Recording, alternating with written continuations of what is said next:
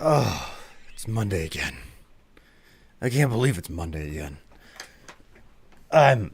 Yeah, yeah, yeah. That's my entire mood right now. Are you sick? No, I'm not sick, but I did wake up with some acid, you know? Oh, wait. Um,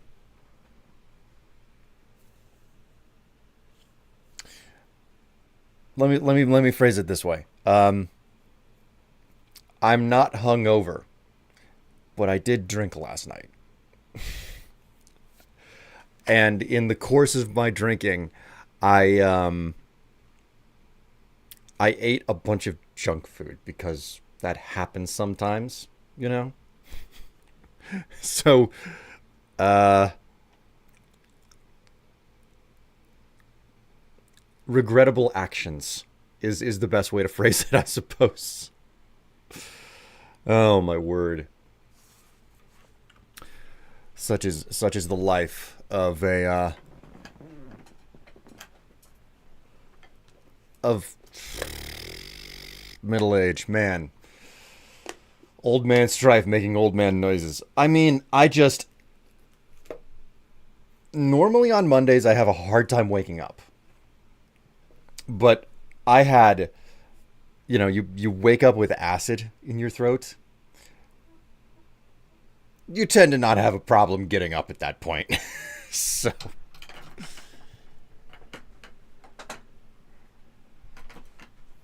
I drank yesterday too, but I made Bloody Marys and stopped drinking around 9:30. My word. That is a very early. You are talking about the hour that I started drinking. All right.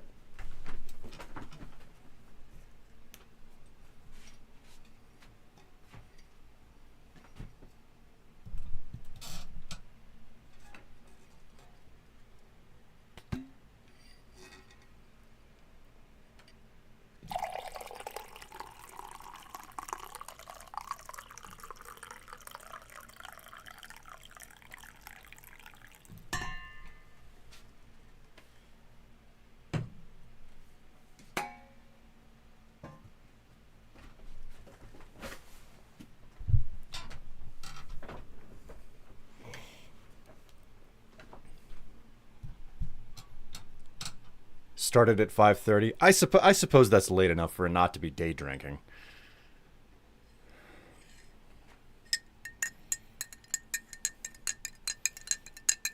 I think the tomato juice helps.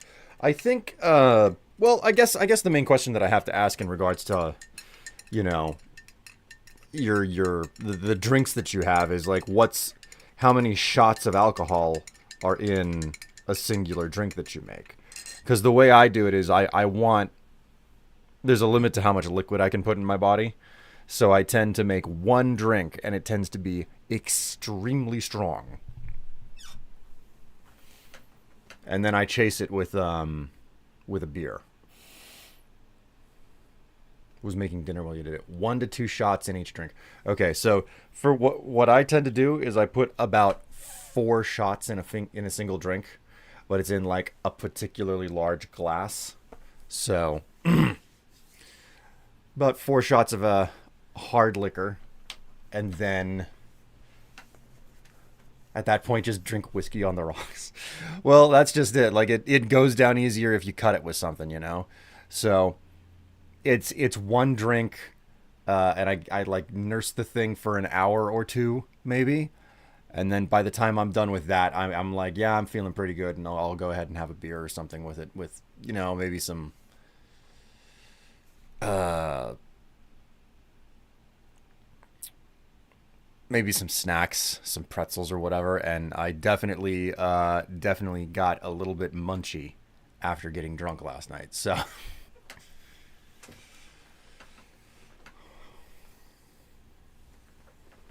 I don't trust myself. I will drink that thing down way too quick.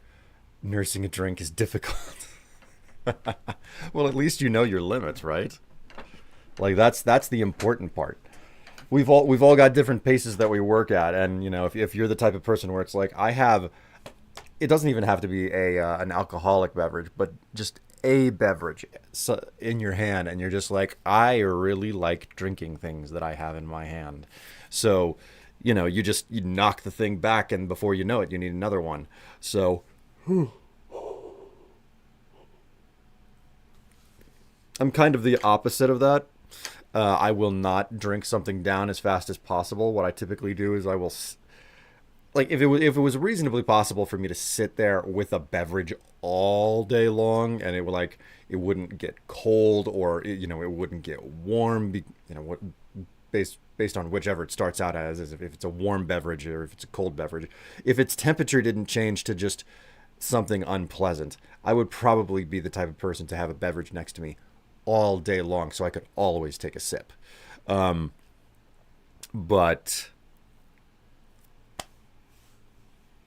that's not possible with a lot of the things that I drink. Although I'm never without access to water whenever I'm at work. Like, I've always got access to, like, I've got this enormous tumbler, just like it's this tall, like next to my head. You can see how big that is.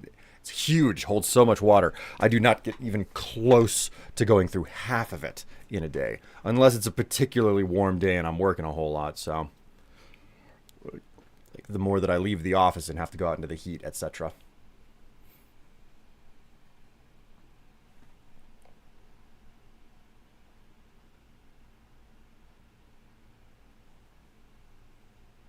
Looks over at her all-day water canister. Yeah, yeah, kind of the same vibe.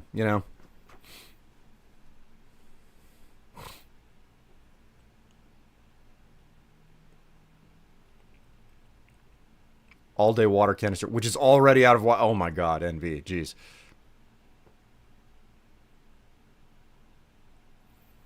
Hello, sorry I'm late. I was making my own coffee.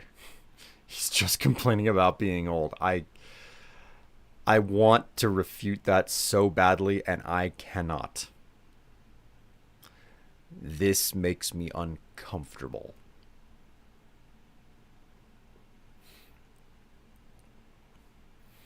Hello, Cooler. Hello, Eli. And hello, NB. I hope you all are doing quite fine today. You are old. It's okay. I don't know about that, man. I don't know about that, man. Um. Okay.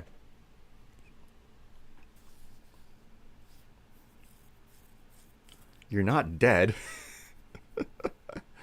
yet. I'm not dead yet. Question for you: garlic shrimp, ham, or bacon? Um.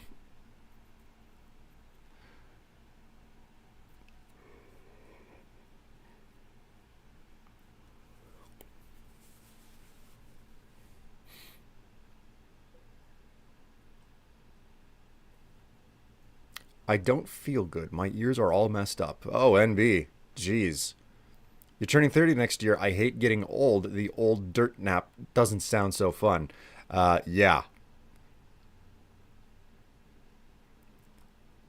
Garlic shrimp, ham, or bacon cream cheese? Oh, hello. Ooh.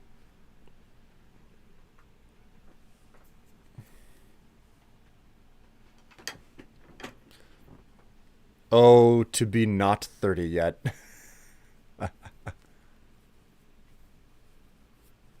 Make a giant omelet? Man.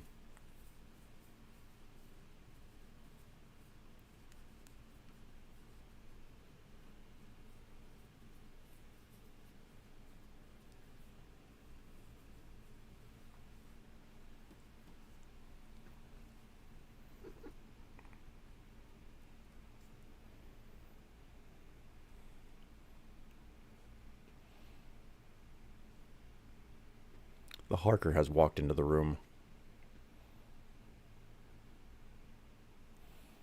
Oh, he is so happy.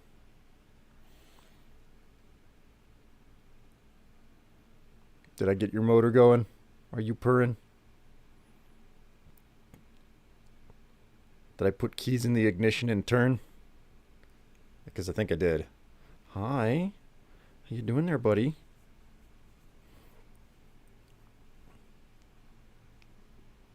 Somehow I bit the shit out of one side of my tongue. Oh no, NB. You're not having a good day. Not at all. Okay. There you go, buddy. Yeah, you came back for your kibble, I know.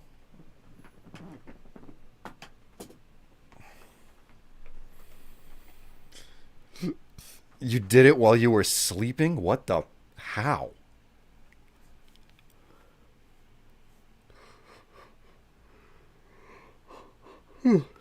I'd say 410, not horrible, but also not great. Yeah, yeah, that tracks. All right, chat. Listen, I have a very unique situation to deal with here. I did not make myself any food because I ate so much junk last night while I was drunk. So I don't know if I'm gonna have to like stop and step downstairs and make myself some like toast or whatever at some point. So that's a thing that's up on the table, and I wanted you to know about that. In the meantime, until I figure out whether or not that's necessary, I'm gonna go ahead and fix my camera, and I'm gonna launch Outer Worlds 2 here, and we can get back into the game.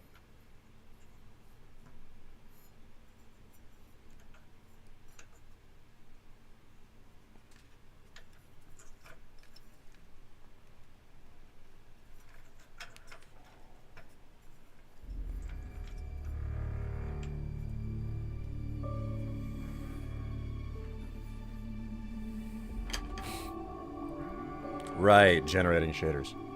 DoorDash smoothies? No. No, like I don't even have a DoorDash account because I don't like the idea of DoorDash.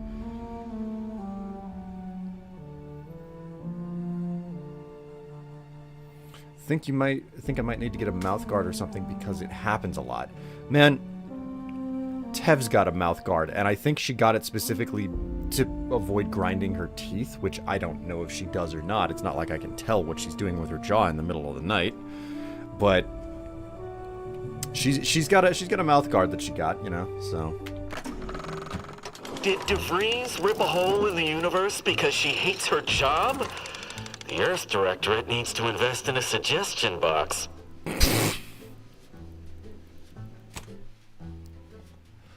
God. Some of us are very busy and don't have time to pick stuff up, Strife. I don't doubt that. It's just... I tip well, at least. My whole issue with DoorDash is like, oh, would you like a $5, you know, would you like to pay $20 for a $10 meal? Like, that's my whole thing, you know?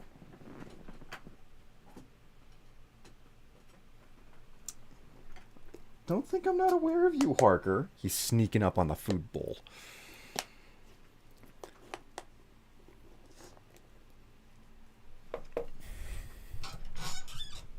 So, like, it always, like, the whole situation with DoorDash and the expense of it has always put me in a situation where I'm like, I think I would prefer to just go look in the kitchen and figure something out, you know? Everybody's different. What works for me does not work for everyone else. I understand that.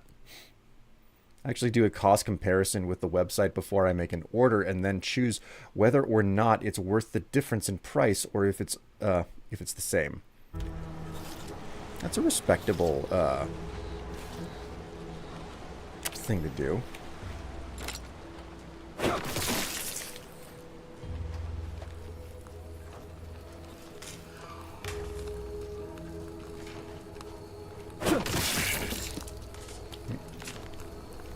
Golly, that launched itself way the hell over the...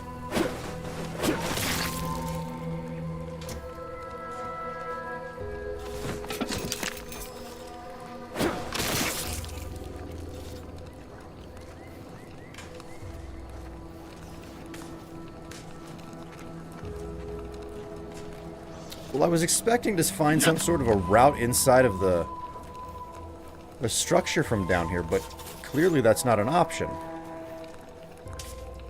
What on earth did I miss?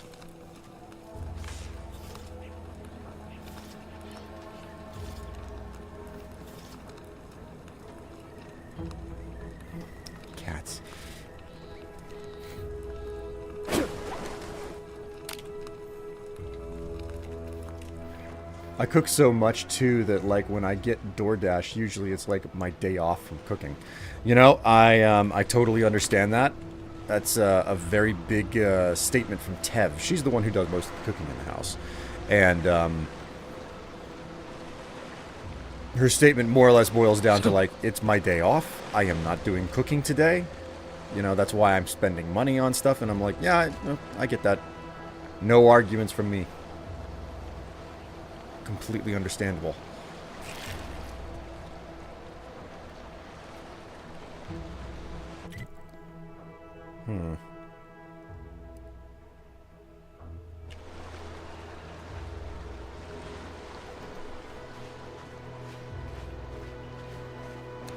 If you cook 5 nights a week plus, then you're like, fuck it on other days. Yep. Yep. I understand that all too well. One of the things that, God, it was such a good thing to finally get an understanding of. Tev and I have this phrase where it's like, I had a bad day, and I'm like, my first reaction is like, oh, like, I need to do something. I need to like fix this for her. But that's not always what you need to do. Sometimes you just need to complain about something to someone, and that's all you need. So the question has become, I had a bad day, and it's like, do you want to talk about it, or do you want to order pizza about it? And I think that describes a lot of moments in life. You know, it's like, do you want to talk about what went wrong, or do you just want to order pizza? Like,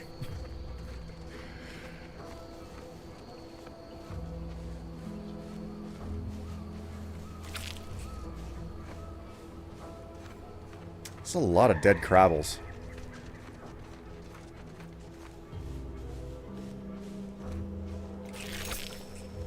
I'm usually making a meal that could feed 4 people. I'm gonna give that as a tip to my husband. I mean, tell me that it's not appropriate, because there are so many scenarios in your day-to-day life where it's like, it's not really that big of an issue what you went through, but it still sucked, and ordering pizza is like the most reasonable thing that you can do to comfort yourself, you know?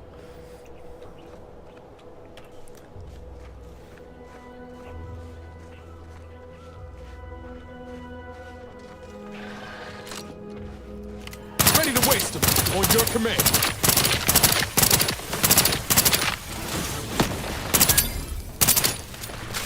Oh shit, I shouldn't have done that.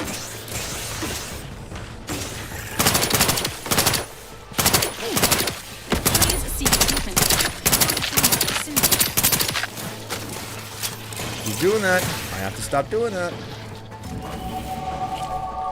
Level up. Oh, sweet. Gonna need some more ammo, too. I blasted through everything I got.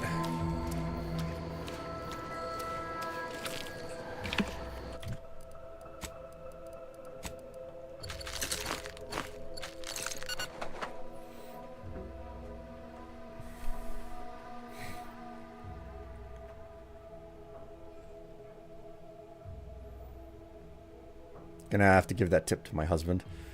Like that shark meme, just call me pretty and feed me. Most of the time I'm hungry. Most of the time I'm hungry is a statement that is a vibe.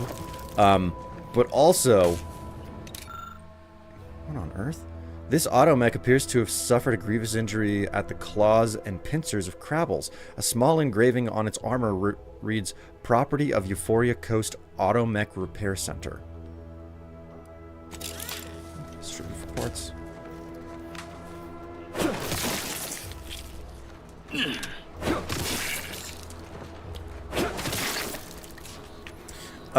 But it does remind me.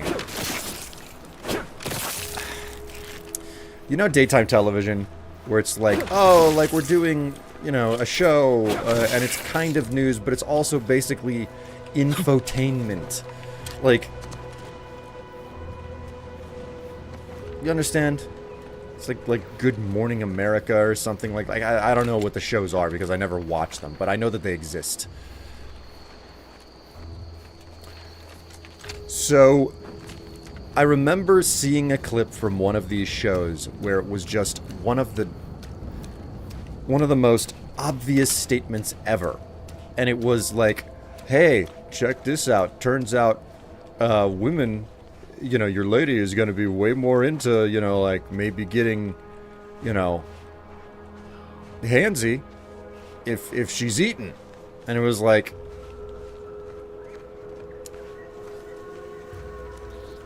this is supposed to be some sort of a revelation that they're sharing, you know? It's like, so you're telling me that people are more interested in having sex when they're not hungry? Wow. I never would have imagined. Like, not...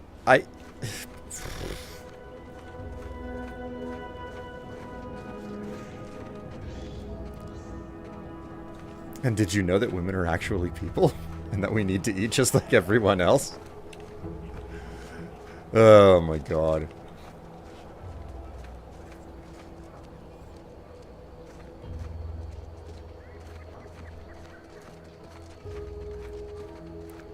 Place isn't looking too nice.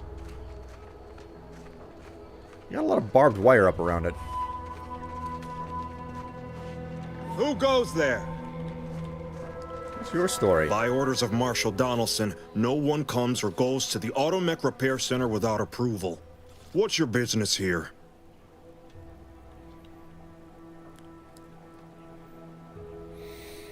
I have no clue where I got this pass from, but okay. Step aside, I'm approved to enter. Now you've done it.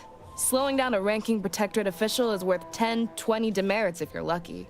All right, let's not lose our heads over a simple misunderstanding. You're free to pass. Marshal Donaldson likes to greet new arrivals personally. We'll let him know you're inbound, so no one shoots on sight. Oh, and fair warning, watch out for Zeranium gas. We sprung a leak. What do you mean, leak? Zeranium is either contained or an immediate threat to life. Definitely the second one. But it's like the Marshal says, in war, evacuation is not an option. One more thing. Don't cause any trouble around these parts. Donaldson runs a tight ship and has zero tolerance for lawbreakers. Okay then. That was unexpected. I didn't think that I'd be able to just walk straight in. Access granted. Whose ID did I end up lifting to do this? Because I have no recollection of picking up an ID to allow me to do this.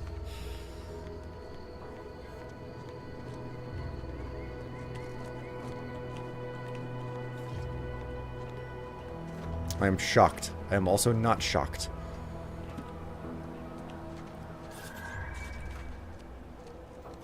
Well, I guess the first question that I have is what caused the shock, and then my second question is what caused the not shock. Oh, these creepy ass freaking containers where they put people in them. Like, these are like big heavy crucifixion coffins or something.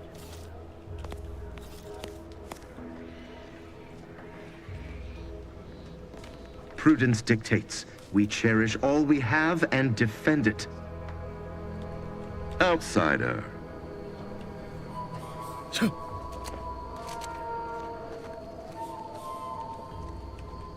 Outsider.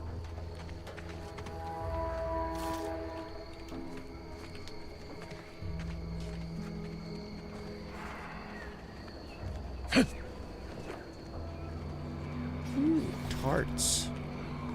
Regal tarts. He's cute. Like a toy soldier from the Nutcracker. God. I cannot. I just can't not get, like, dirty thoughts in my mind every single time I hear the Nutcracker, because that was how it was introduced to me. Who the hell are you? You are definitely way too unique to be just any generic NPC.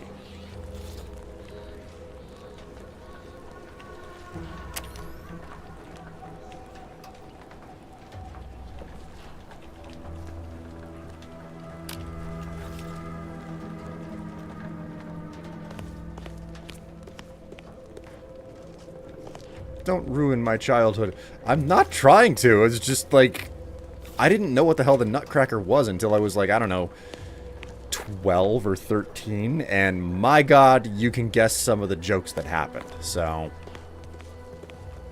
who are you? Okay. You don't speak. You don't talk. Should I go up in the tower or over in the fountain? Let's go up in the tower first. You had it on VHS? Wow.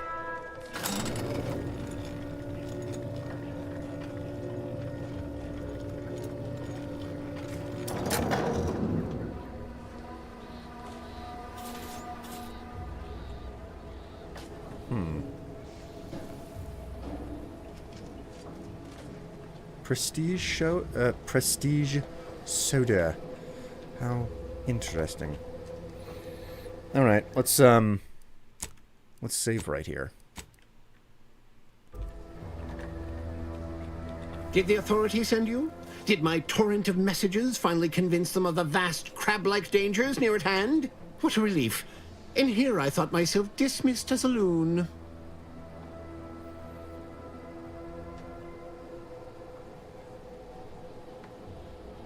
If you expect me to stand here and listen to you ramble on, I'll need payment up front. Ah, good. A captive audience. Money well spent. You must have spied those nefarious crabbles, roiling, rippling, bubbling, and churning out in the water. No one at the facility believes me, but I've seen it with my own eyes. Crabble numbers have swelled as they gather to defy us. A consortium, nay, an army.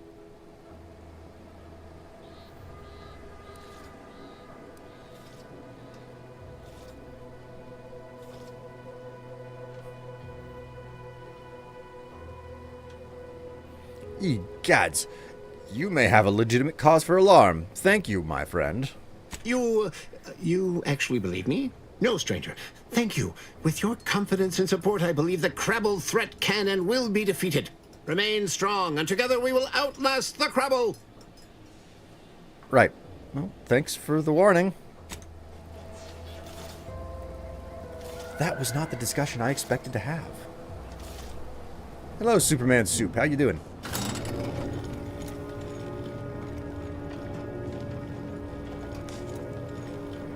This explains why I'm so much more cultured than you, Yes, because you watched the Nutcracker as a child on an old, worn-out VHS tape that I'm certain wasn't playing very well by the time you stopped watching it. Because we all know that that's how it works with VHS tapes. All that matters is getting these automechs to the Vox relay station. But Marshal, we must adhere to decontamination procedures. Let's walk away from that for the moment. Ooh, pretty.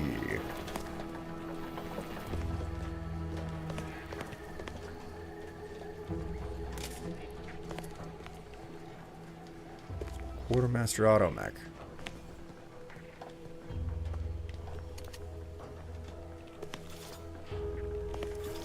Interim Quartermaster? Oh, unfamiliar clientele. I was just lamenting the lack of new faces around here since supplies stopped arriving. And then you walk in. Name's Hazel. I'm sort of the acting quartermaster around these parts. You need any supplies, talk to my friend the Quartermech here. I take it something happened to the old quartermaster? Passed during the attack. Got his face melted clean off by this weird goo. And he was one of the lucky ones. Excuse the mess, by the way. Auntie gave us a pummeling a few weeks back. The old wardens paid the price. Where their courage faltered, a little mental refreshment should do just the trick.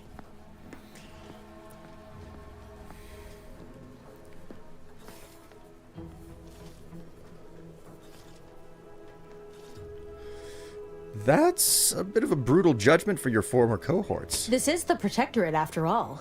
where perfection is achieved through discipline, not mercy. Now what'll it be? Got any supplies? Aw, I really need someone else to test this thing. Tell you what, if you give it a go and have any trouble, I'll be happy to get you sorted. All right. Greetings, potential customer. State your business. Let's see what you have for sale. All wares should be perfectly visible already. Sorry, it tends to take things too literally. Maybe try phrasing the request differently. Lull detected. Conversational status uncomfortable.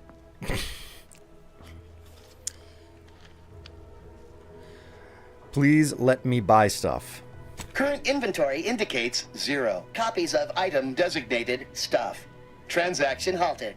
I see. It's mislabeling stuff as a specific request. I'll have to add additional linguistic support for collective nouns. Look, for now, just use the phrase initiate commerce. It's what I used during the initial testing. Initiate commerce. Initiating commerce. Talk about awkward. I have insufficient bits. Is this everything that... I don't think that they have any freaking... I don't think they have ammo. I don't see any ammo here. Well, okay then. See you soon, I hope. Welcome. Glad to have you back. All right, I admit it. The quartermech still needs work, but perfection requires iteration, as the marshal says. While he's under construction, come to me for any supplies you might need. Great. What are you selling? Glad to oblige. The exact same nothing. Okay, cool. That, ay.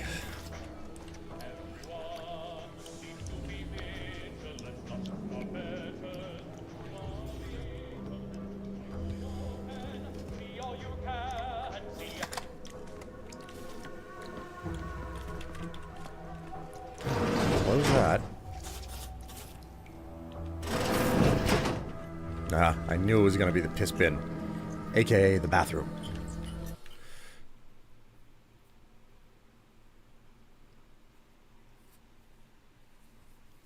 Sorry, I butchered your name. Ah, it's fine. It's fine. I didn't even notice until you pointed it out. It also exposed me to a lot of classical music and an art museum and such. God, no wonder I'm a freaking nerd. Wait, is that Moira from Schitt's Creek? I don't know. I don't think I've ever watched Schitt's Creek. And I don't know who Moira is.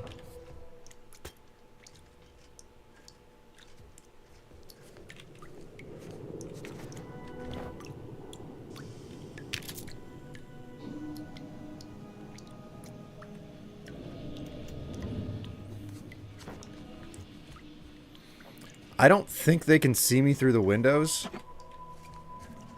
But nonetheless, I'm acting like they can.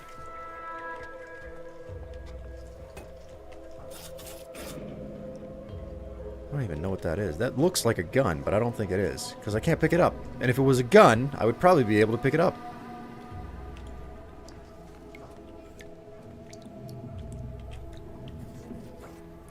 Oh, Moira from Fallout 3. God.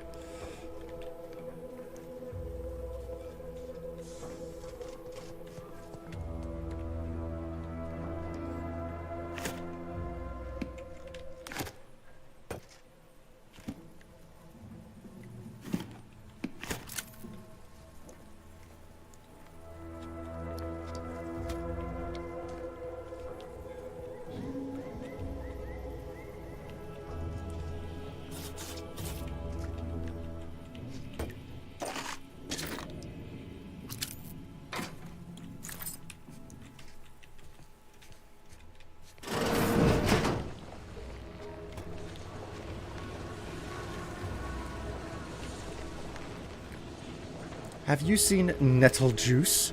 No. I can... Oh, dear. Great, they've got a Zeranium leak, like they said.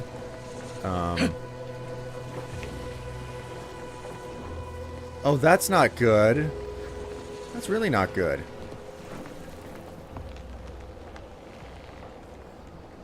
Might be wise to give that large gas cloud a wide berth. Don't think there's anything to gain by getting near it. Yeah, you might be right, Miles. You might be right.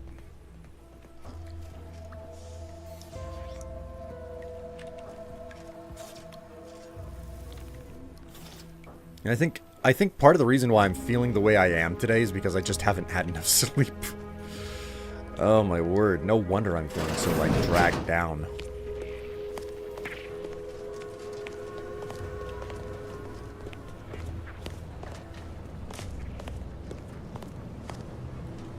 Chief Mechanist? Automech Technician? A gardener. Hey, let's talk to another bot. Good morning, good afternoon, good evening, or good night. You need some work. A mixture of heavy metals, incendiary chemicals, and improvised mechanical detonators. Someone who knows their way around explosives might be able to cobble these parts into a grenade. Someone who doesn't know such a thing can only appreciate them from afar. Well, what about the real third option, which is basically getting myself blown up? Go ahead and pump another point into speech. And we'll do science again, because why not? I didn't get another perk, did I? No, I did not.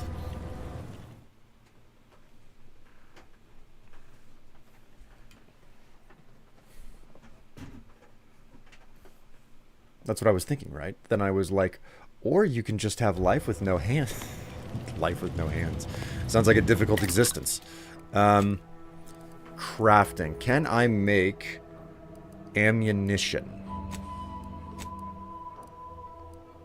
Consumables? I can make shells, but nothing else. Scrap metal is basically what I'm missing. Okay.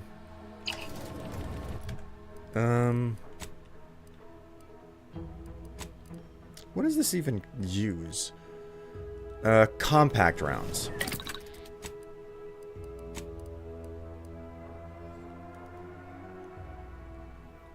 More scrap metal.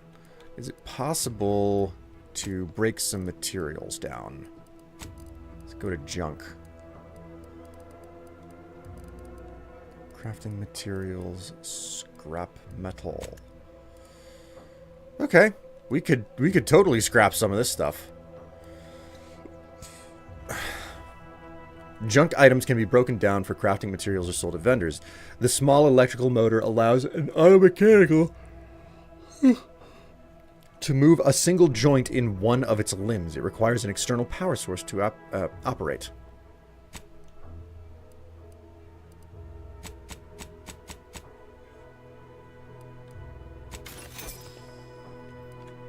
Okay. Crafting. Still 2 scrap metal short. Okay.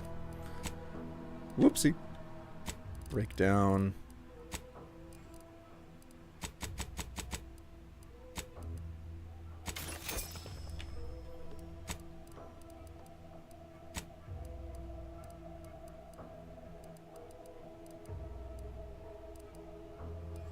Compact rounds. Compact. There you are.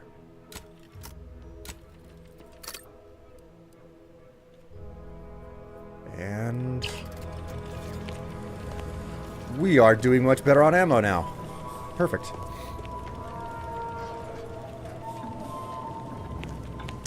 Alright, we're gonna go ahead and talk with this mechanist.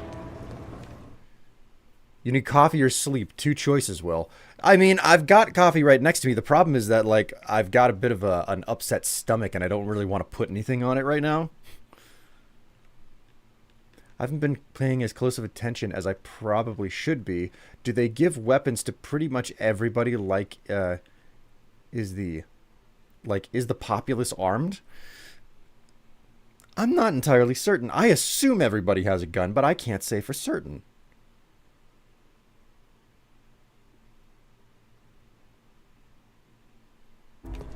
Go make toast, dude. That's just it. I don't know if I'm actually hungry after what everything that happened last night, so... Give me a sec. Almost done with this work list. Another sealant failure, amplifier requisition, and 2 more cases of Zeranium exposure. We're a mite bit busy these days.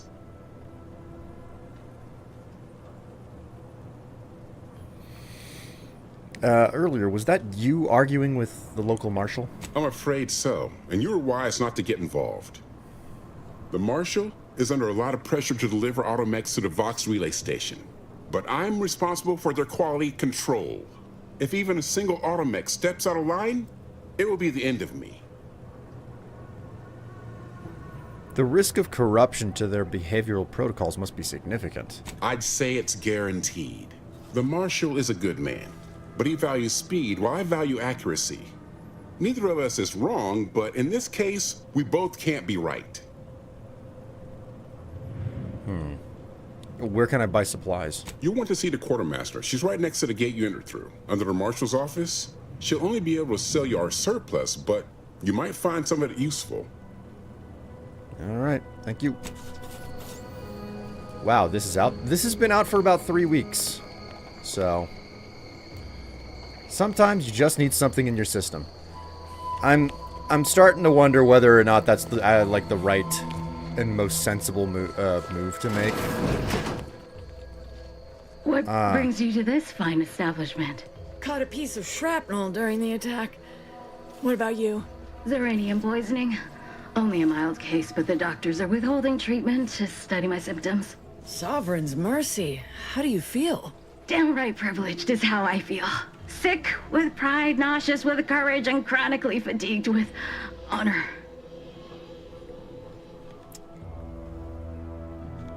What a medical facility.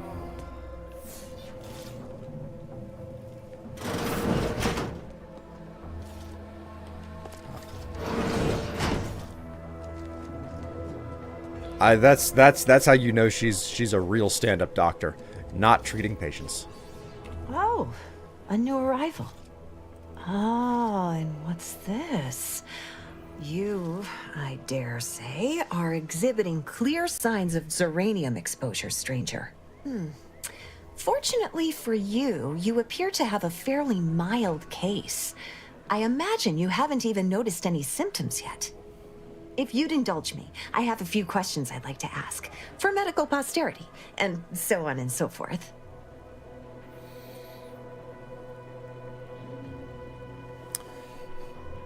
Sure, go ahead. First question, can you describe the conditions in which you were exposed to the Zeranium?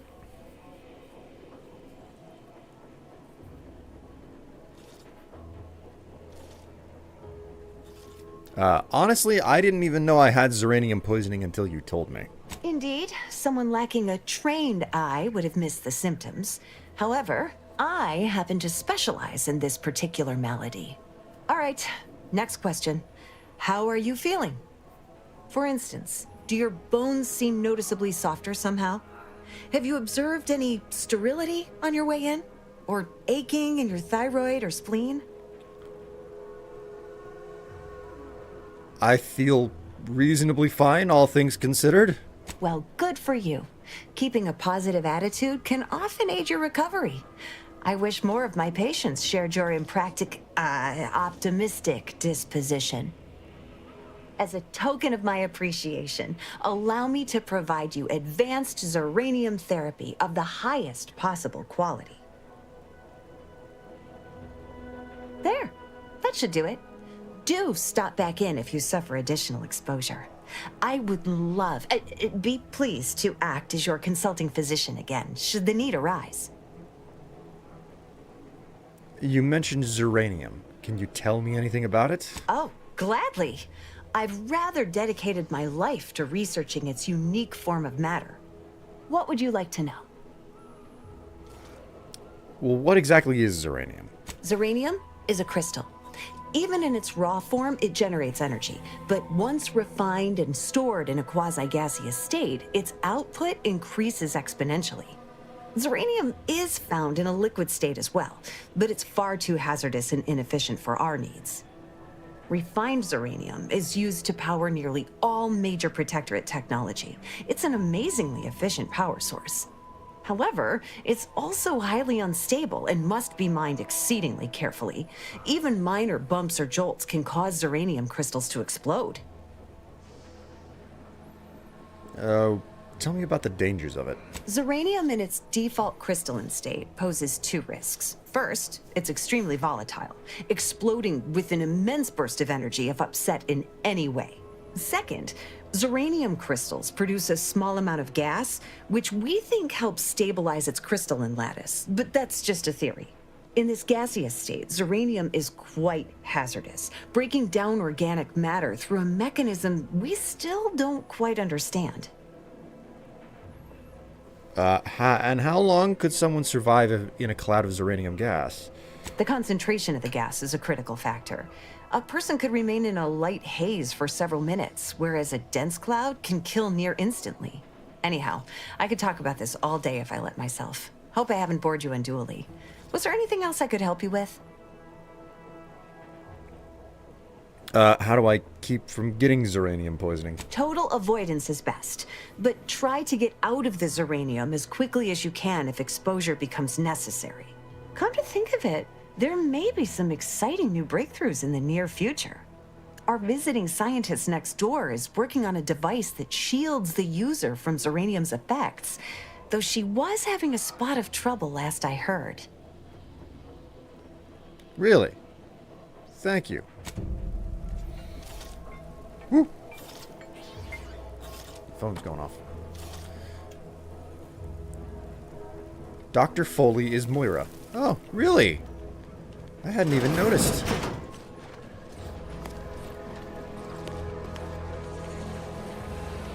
Outer chassis sealant test number 14 is confirmed a failure. Zeranium exposure rate appears to be unaffected. Test model displayed standard overload-induced paralysis, then became atypically aggressive. Forced to terminate test model in self-defense. Lovely. Apologies, I must concentrate on my work. Maybe one of the others can help you.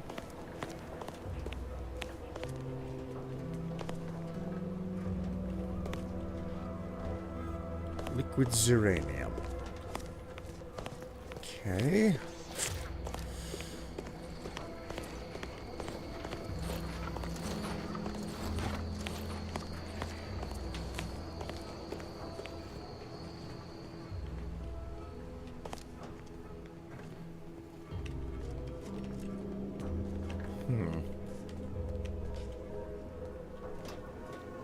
Ooh, beautiful. Oh, it's an auto dock over here. Cool. Okay, we'll quick save again. We'll have a bit of a chat. Oh yes, I adore interruptions. I was just saying, what's best for stoking the spark of invention? Regular disruptions to one's train of thought. Now, what is it you want? So you're an inventor. What exactly are you working on? Oh, we'll get to that presently. Now tell me, are you familiar with zeranium gas?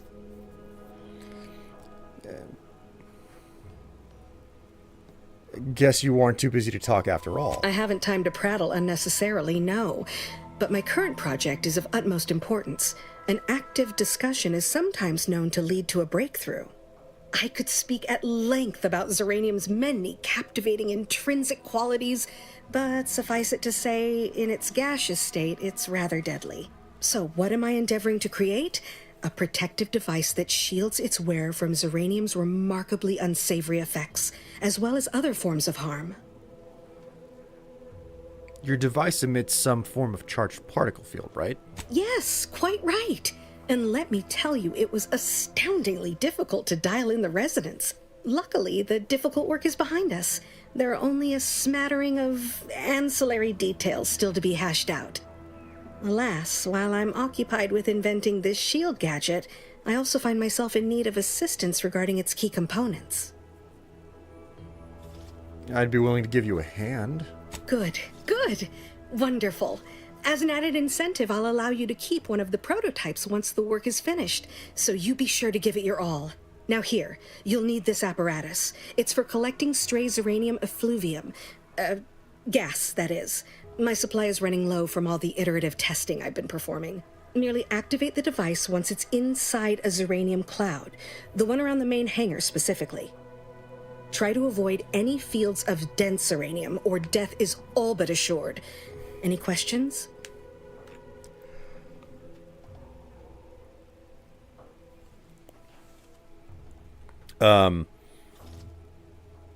Does the gas need to be from the hangar? Wouldn't any Zeranium gas do? Normally, yes, but on the off chance that environmental exposure has altered the gas here in any way, I'll want to work with local samples. Ideally, the resulting shielding will protect against any gas, but since it's of utmost importance that it work on the gas here, I'll be calibrating against that. So this is dangerous, and I'm in danger.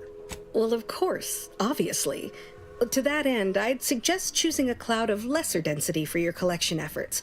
Lower chance of near-instant death that way. If you suffer prolonged exposure, assuming you survive, see our local medical officer next door. She is highly preoccupied by the treatment of Zeranium-related maladies. I believe that covers all the necessary education for this particular assignment. Oh, so exhilarating to have a new subordinate. I look forward to thoroughly scrutinizing your work. Now, shoo-shoo! Off with you now! Gather those samples! Shoo!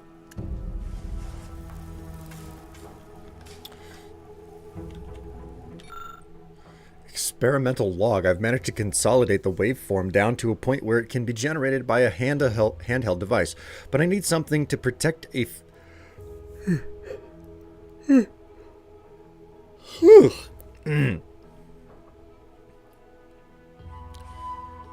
But I need something to project a field using it. One enterprising fellow suggested that the catalytic amplifiers used in Dragon Automechs might serve, and the idea has merit. I'll speak to the Marshal about it in the morning. Note to self, one of the automechanicals wandered into my lab, picked up a crate of supplies, couldn't decide where to set them down again, and just gave up. Later, I felt vibrations so hard that dust shook down from the ceiling. Must keep an eye on their behavior.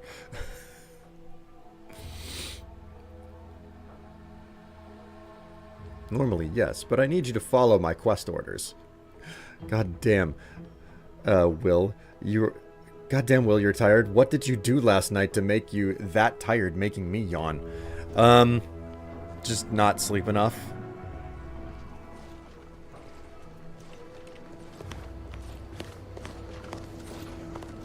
Okay, so they said that cloud in the yard there, I guess.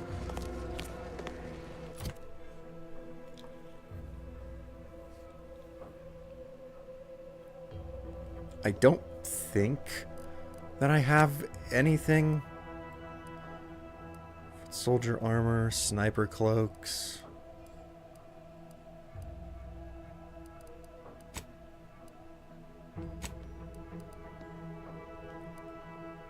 Shock grenade, uranium grenade. Supreme, oh wow. Adreno Supreme Boom starter. Wow.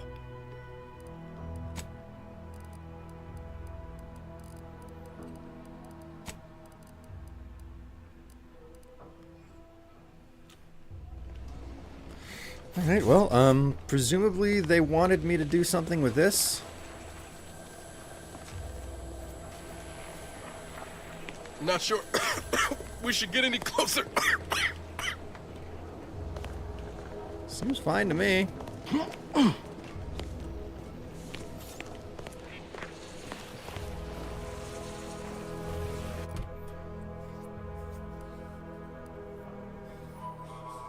Infiltrate the Vox station relay. Pressing cares.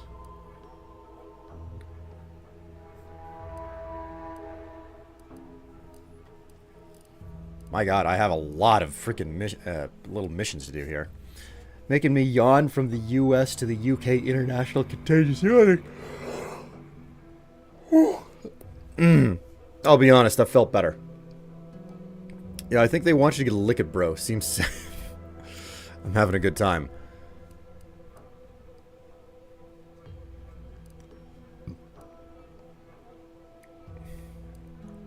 I'm not seeing anything here about, I guess against the... Needs samples of Zeranium to finish testing your device. She gave you an instrument to collect further samples. Okay, so I guess I saved, and I guess what I'll do is just rush into the cloud and, like, try to...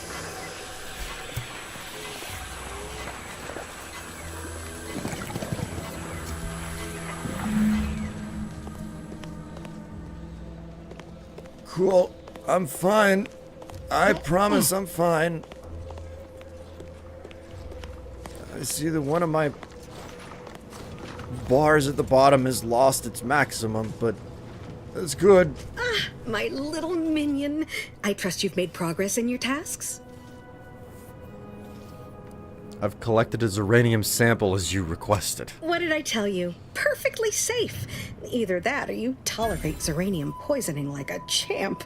Good for you. Should you suffer from any lingering symptoms of contamination, visit the medical center and they'll get you squared away. Now, on to business. The device already generates a field exactly as specified, albeit on a very small scale. Still, progress is progress. What's needed now is something to help extend and shape the field around the user. Okay.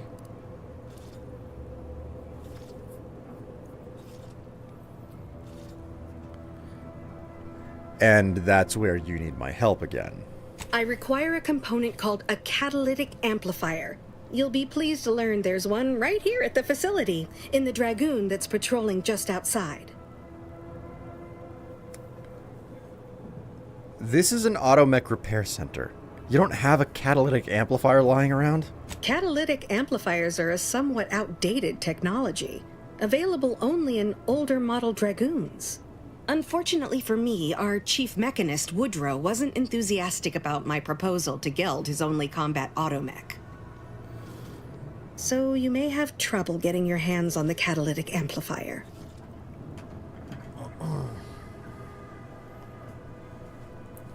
Alright, so I already have one because I stripped something out of an automech on the beach, but...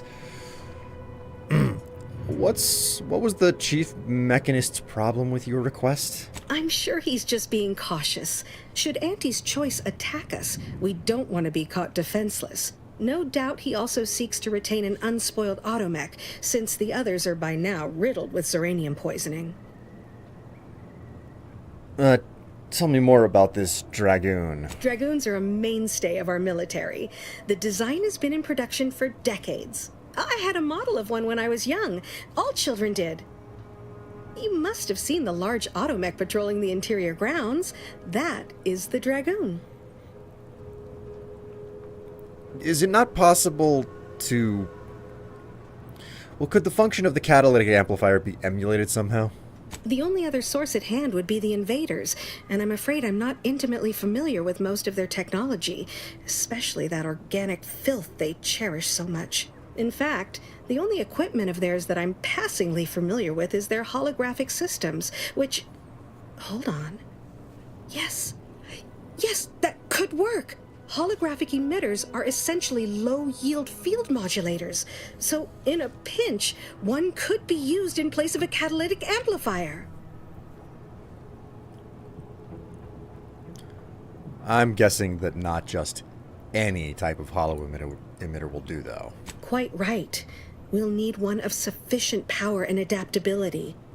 Look for an emitter attached to the largest, most ostentatious display you can find. That should suit our needs well enough. That insidious light pollution emanating from Fairfield comes to mind, specifically those tall buildings in the town square. Now, will there be anything else? Well, this was mostly just academic chatter because I actually have a catalytic amplifier right here. Oh, superb! I'm almost tempted to ask how you managed it. But pressing on, just a moment to remove what I need and install it in the prototype. With this gadget, you'll be shielded against more than Zeranium, you know. Damn near everything, as long as it's charged. Now, report to Marshal Donaldson, if you please. He's rather impatient to end this crisis so he can turn his focus back to the war. I'll let him know as soon as possible. Wait. Thank you for the shield, Doctor. Don't thank me. Just doing my part for the sake of the paradigm, same as anyone.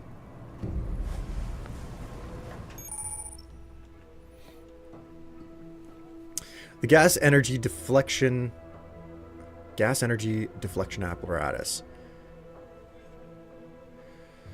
is a gadget that grants you a temporary shield protecting you from damage and hazards such as uranium. Activating the gadget applies the shield, depleting with damage taken over time spent inside of a hazard. After a duration or enough damage is sustained, the shield will disable automatically. Reactivating the gadget while it is still active resets the duration and the amount of shield remaining. Cool.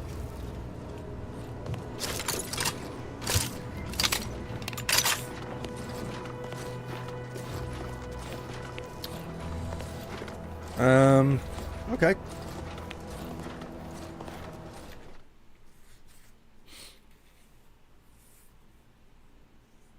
I wish they made more New Vegas type Fallouts. New Vegas was made by the company, by this company, while the other ones were made by Bethesda. Hopefully they'll give them access to make something again. Who knows? Won't be the same. Not anymore. Not anymore. The OGs aren't there. That's also true. A lot of the people that worked on New Vegas are no longer at Obsidian. Something else that I really want to make a point out of, which is the fact that I think that New Vegas was lightning in a bottle. You have to remember that, like, New Vegas was essentially, it was supposed to be Fallout 3. They took most of the components that were supposed to go into the original build of Fallout 3 and they reused them in Fallout New Vegas. It was like more than a decade of time for the creative leads who had the access to that information left over to tinker with it and figure things out more thoroughly. One of the reasons why the story is written so remarkably well, I think. Okay, so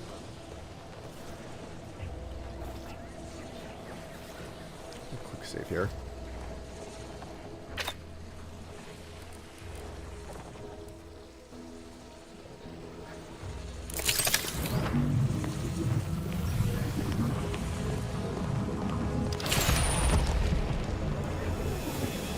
You've been exposed to Zeranium. As you gain Zeranium exposure, your max toxicity is decreased, reducing your ability to use medical inhaler without crashing.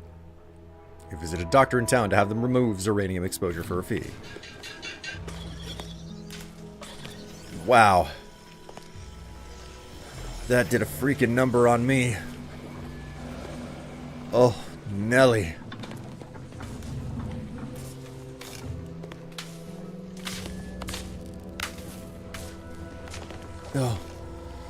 Oh, it's sealed. I shouldn't have come in here. I'm not feeling too good. You only get nice things once, and then it's the inevitable march towards death.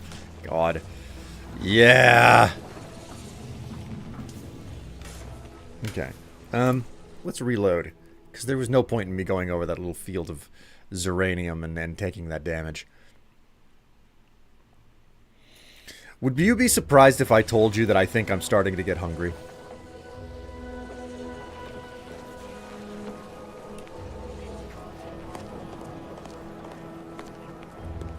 My system is a little bit like, yeah, bro, you kind of need some food on you. Damaged loader mech. This loader mech is out of order. There's no obvious sign of what could have caused the damage to its frame. Nothing about the damage seems significant. You speculate that a metal object of equal or greater weight must have been involved. How odd.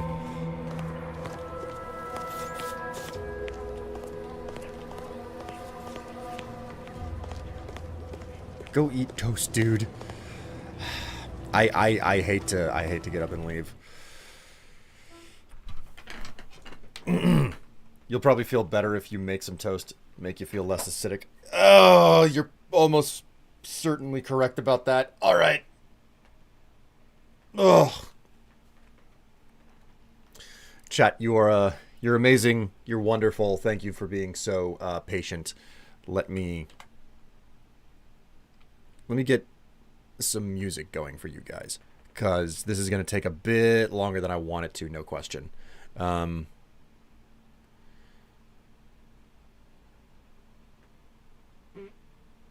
volume mixer.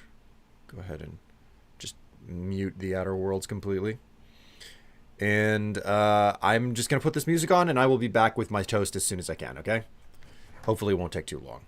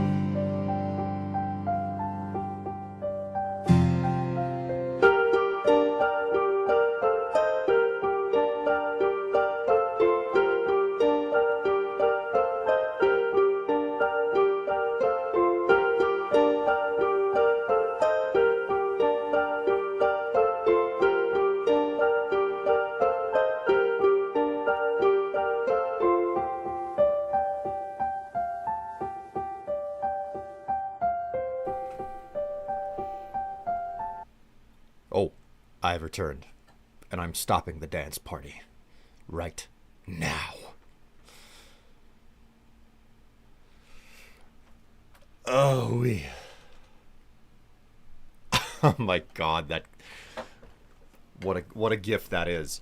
All right, I am back. I've only been gone for like 9 minutes or so. Whew. We'll see whether or not eating some toast actually helps me.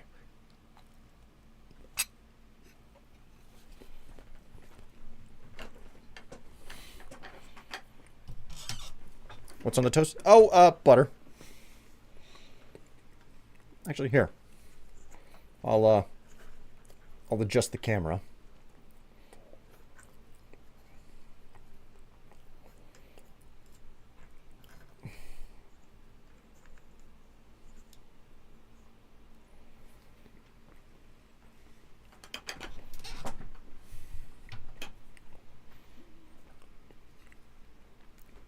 This is the toast.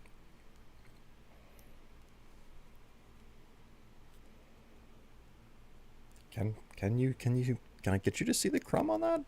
I suppose you can see it better whenever it's just like broad.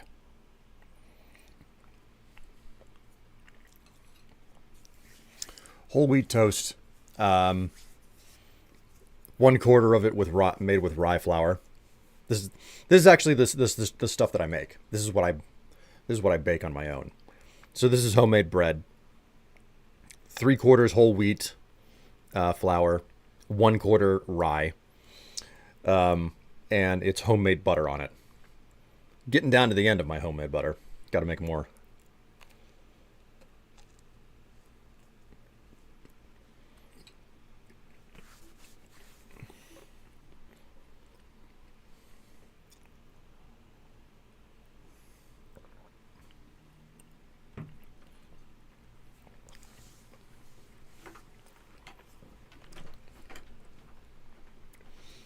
Isn't rye a lot harder to work with? It is exceedingly difficult to work with. Typically, you don't want to make bread out of just rye because it doesn't have gluten, okay? If you're working with just rye, you're going to have trouble because there's no gluten that comes from it. Whenever I use rye in my bread, I have to balance it out by adding additional wheat gluten in order to get it, rise a bit better. So what I have done has a serious difficulty raising. Yes. So wheat bread is also always very dense. Okay, you'll notice that there are no significant air pockets in this. There's like one decently sized. There's one small air pocket right there. There's plenty of like tiny little air pockets, but there are no like big ones. So this is not supposed to come out as sandwich. This is not supposed to be sandwich bread. Okay, it's not supposed to come out looking the way that it does. But it does come out looking the way that it does without like the significant big air bubbles. Personally, I'm a bigger fan of like what you get in a baguette with the big bubbles and whatnot.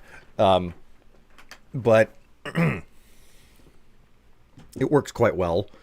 And I mostly make this stuff for the purposes of my health. It's good to have additional fiber in your diet, and this tastes really, really good too. That's what I'm saying. Like, crumb is impressive with rye flour. I make one loaf of bread, I make one type of bread loaf, and I've been doing it for about 2, maybe 3 years now. And I've gotten pretty good at it. What initially started, this is supposed to be a honey wheat loaf.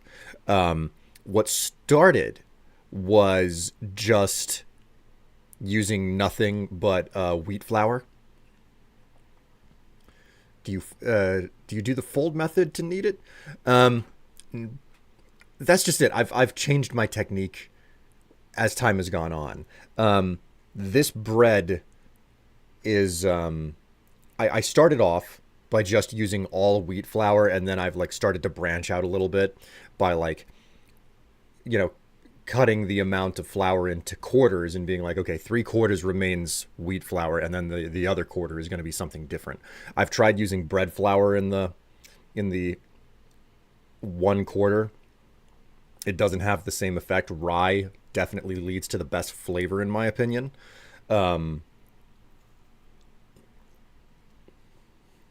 But we have a KitchenAid stand mixer. That's what I use to make the dough. Like I measure everything out. I put it all into the stand mixer and get it all mixed up there. It gets kneaded initially, like when everything is put together and then mixed in the bowl. It gets kneaded for 6 minutes with the stand mixer. And then it turns into the blob that goes into my proofing basket. And after that, what I typically do after the first rise is I take out the ball of dough and I fold it over on itself several times inside of a minute. I try to go for 10 folds on itself inside of a minute. Depends on how stiff the dough is. And then it goes into the pan for its second rise. So I do try to do folding, but it gets a knead at the very start, and then I do a folding at the halfway point. And I find that helps to that helps to set up the crumb better. But it's not necessary, you know. Hello, Extrema. You did a mix of whole wheat and bread flour. How did that work out for you? And whenever you say a mix, like, which was it, even half, or was one of them, was it a larger quantity of one over the other? I'm sorry for boring anyone if you're not interested in baking and, you know, the creation and like bread talk.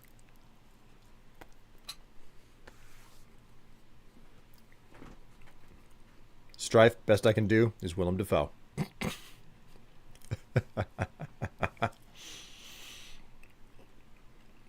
I recently watched a film called Daybreakers with him in it. It was fun. Vampire movie, man.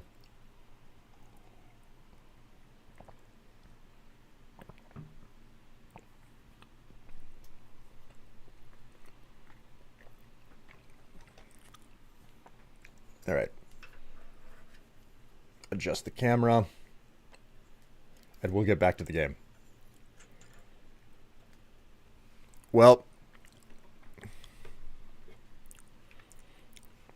turns out getting food into me is actually helping me feel better immediately. Never would have thought. Let's hope that it carries through. Can't make bread. I'll make some. Keep you up. I can't make bread. I'll make some. Keep you updated on the disaster. Oh, stepped away for a sec. Who would have thought that, dude?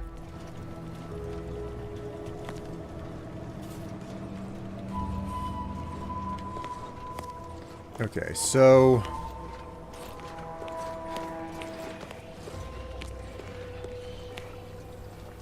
what's up here? Oh, it's the commander's office. Okay. What's up on the wall?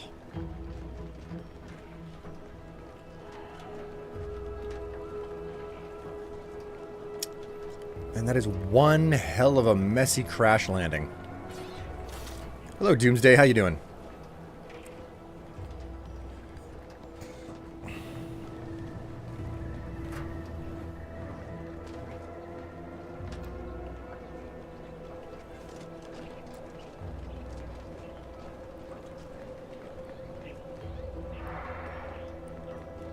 You know what I'm ready for?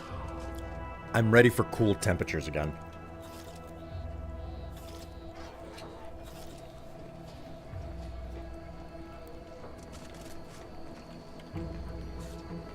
We've set record highs recently because of the weather. It's never been this warm, ever, this late in the year. What mission am I doing? I'm not actually doing a mission. I'm just kind of exploring, and as a product of my exploration, I'm finding stuff.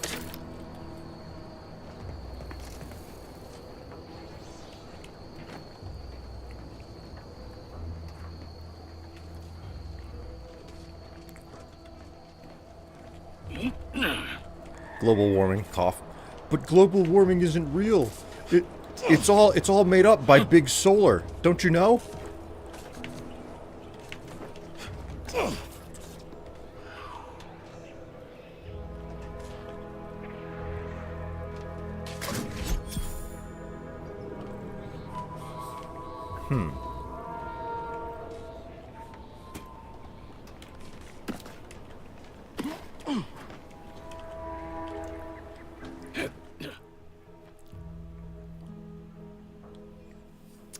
Earth Directorate found a flaw in you. Kleptomania.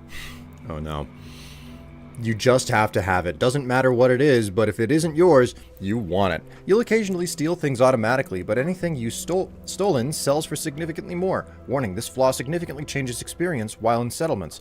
Not advised for players looking for a relaxing experience in towns. Warning, once selected, flaws cannot be removed. Effect, plus 100% vendor buying price for stolen items. So you will just randomly and automatically pick up stuff that's not yours that's near you. Like, what a trait. Or flaw, actually.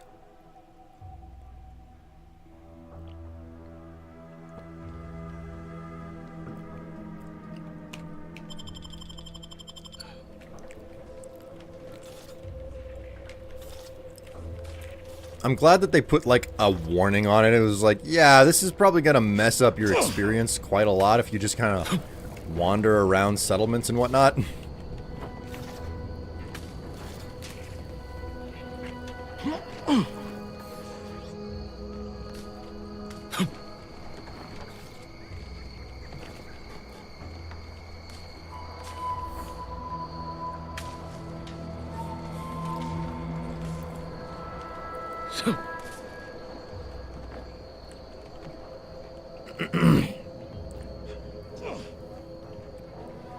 Some people literally believe that. Yeah, the people who literally believe that, like, global warming is a hoax made up by big solar are probably the same people who think that if you have windmills up, you can actually stop wind from existing.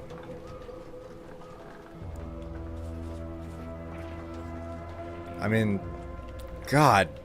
Did you know that solar panels actually stop the sun from shining? The level of stupidity that you have to have in order to believe nonsense like that.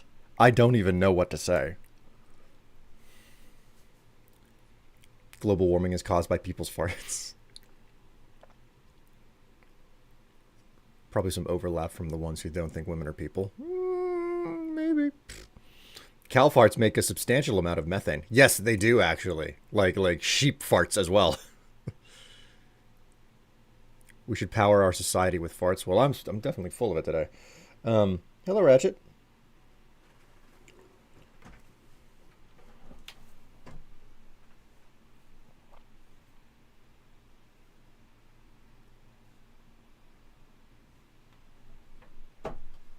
Whoop.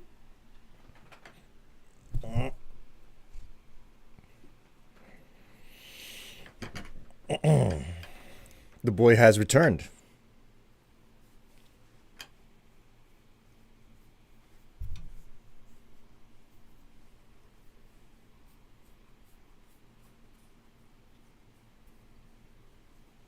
Well, the games are supposed to be replayed, so you're doing no harm, bro.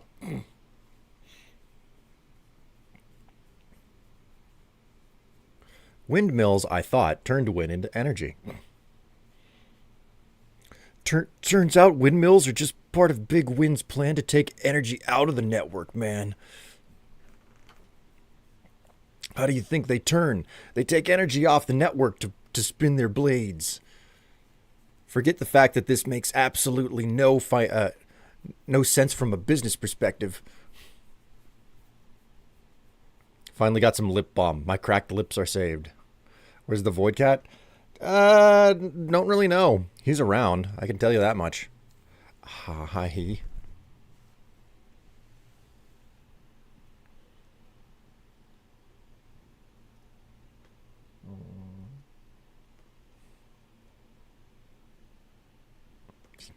He's turning my my hand into hamburger right now with his claws. Ratchet is very floofy. He is exceedingly floofy. Harker is the right hand of Sithis.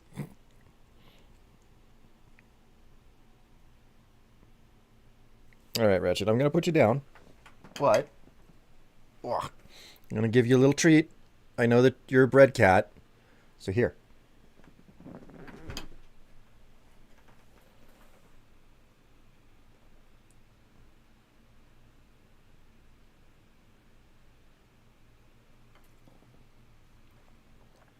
Did you turn your nose up at it? Wow. Turned your nose up at it.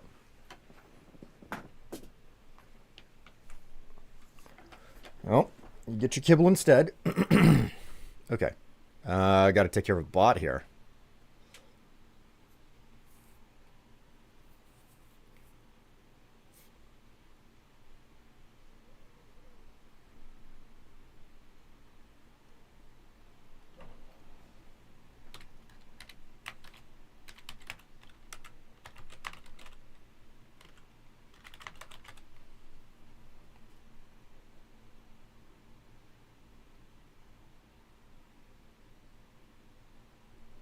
There we go. Windmills are perfect bird murderers. I've seen it. Wow, it looked fucking hilarious. God. It was a duck. Sorry, just a memory from when I was young here. God.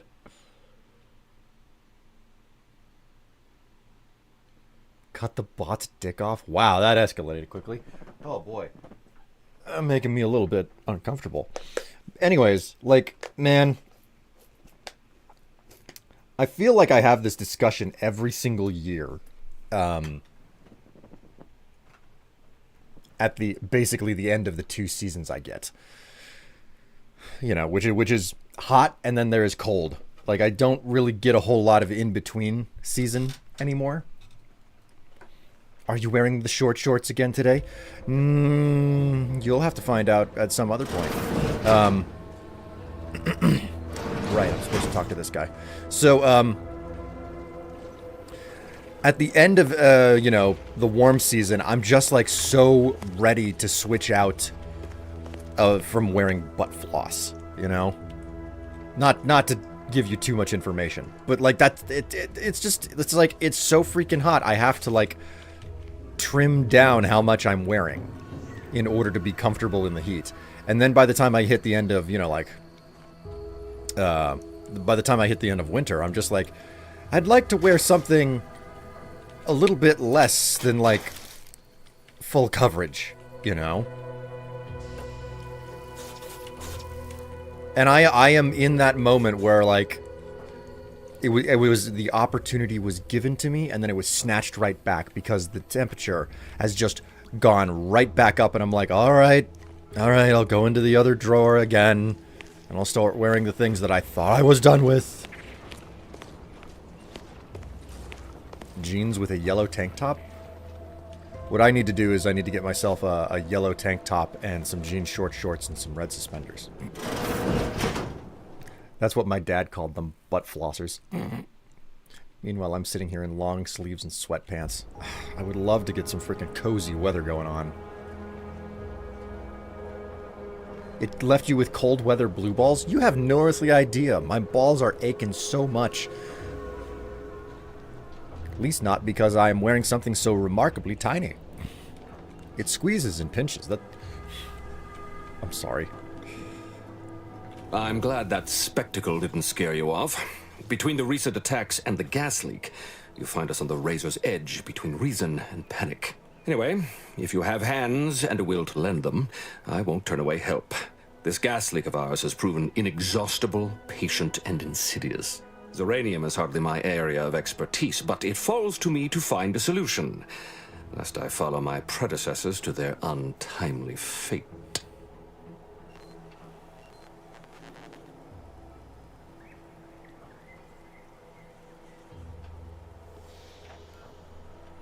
Oh, wait, what exactly happened to your predecessors? What happens to any member of the Protectorate who falls short of fulfilling their lifelong oaths of service? Execution for the unworthy, and mental refreshment for the salvageable and the stalwart. Dereliction of duty is a heavy offense, and no lesser sentence will fit the crime. I hold myself to the highest standard, but this Zeranium leak, it threatens all that I hold dear. Well, I'm not exactly a Zeranium specialist either, but I'll do what I can for a price. Speak with Delphinia Bryant. She needs all the support she can get, and I'll spare no resources on this particular problem. Her invention, once operational, will provide you a shield from the worst of the Zeranium. Her workshop is just past our clinic. Once you have the shield, see me about the leak. I'll give you all the details. What can you tell me about this place? This facility's purpose is the maintenance of automechanicals. When the war kicked off, it became a military asset, and I am its second steward. The old staff should have laid down their lives to repel Auntie's choice. For their failure of loyalty and grit, they were punished, and rightly so. Now, their burden is mine, but I won't allow my unit to suffer the same fate.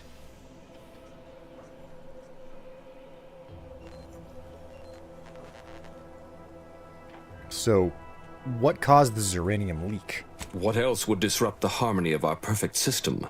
Auntie's choice, of course. A chance shot hit the wrong pipe early into their assault. Zeranium wreaks havoc on automechanicals.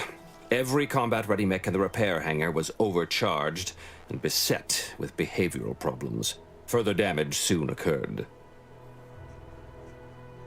I'm surprised you didn't stop the gas leak there, then and there. Had I the resources, I would have sent wave after wave of engineers into the facility until one of them flipped the correct switch. Alas, the tragedy unfolded before my time here, and resources were slim. How is the situation? The situation is deteriorating rapidly, and I need that gas leak fixed. Otherwise, my automechs might as well be paperweights. While I trust that Brigadier Montelli has everything well in hand, that assurance does not alleviate the grim tidings felt in the pit of my bowels. Loyalty and instinct run hand in hand. I'm a Protectorate man, after all. So why should I be ill at ease, despite our stalwart chain of command and dependable kin at the helm? No matter. My unease is nothing when measured against the strength of the Protectorate. Well, Delphine has finished her device, with my help. I've got a working prototype right here. I knew Dr. Bryant would come through for us, that she'd prove her worth as surely as any subject of the Protectorate would. Seeing as you're the only one trained in the use of that gadget, what say you put it through its paces? Make your way inside the repair hangar and find the control terminal to purge the Zeranium. And be careful with that terminal. We don't want the situation getting any worse. What was that? Will do, but, what was the argument with your chief mechanist? Don't worry about Woodrow. Smart fellow, but his cautious nature gets in the way. Yes, there is some risk that exposure to Zeranium will corrupt our automechs, to use his colorful language. That shouldn't stop us from delivering them on time. I'm sure they'll be scrubbed clean once they arrive at the Vox Relay. But that isn't our problem to solve. You be sure and come back once you've made progress on the leak. Okay, then. Don't suppose it would be a violation or a crime for me to access your terminal here. Ooh, what have we got? Marshall, the evidence shows that exposure to Zeranium gas causes near-permanent corruption to the targeting and behavioral subroutines of automechs. Even if we could access the repair hangar, we shouldn't be sending these automechs to the Vox Relay Station. I know you have your orders from Montelli, and that he wants results, but what happens to us when our automechs turn on him? We should discuss this in person. Person?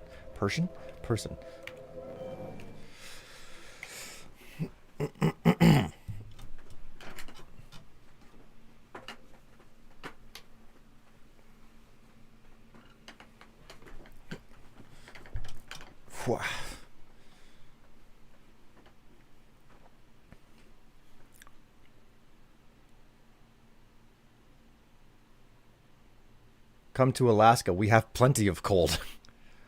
Does it pinch it? Not too small? Well, okay, you've got me there, NB. I can wear women's thongs for a reason.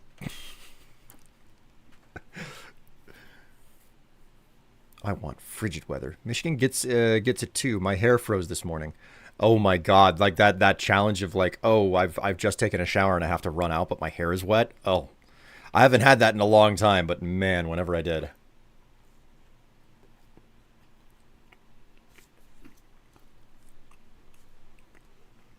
I named my second character Dingleberry. Oh, really? How did you know the nickname that I have from... anyways. I miss Spacer's Choice. Man. Auntie's Choice pretzels. Still, everybody is an asshole in this game. They are. Like everybody is an asshole. And there's no good way, like, out for... Like, I can tell none of the actors in this game are a good choice. Who is Auntie in Auntie's Choice? Auntie Cleo.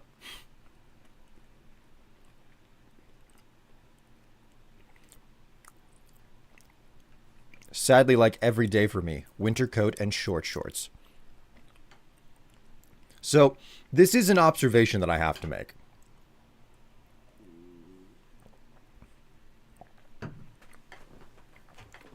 Every single time that I see short shorts for women, it's like, oh, we have found the end of the butt.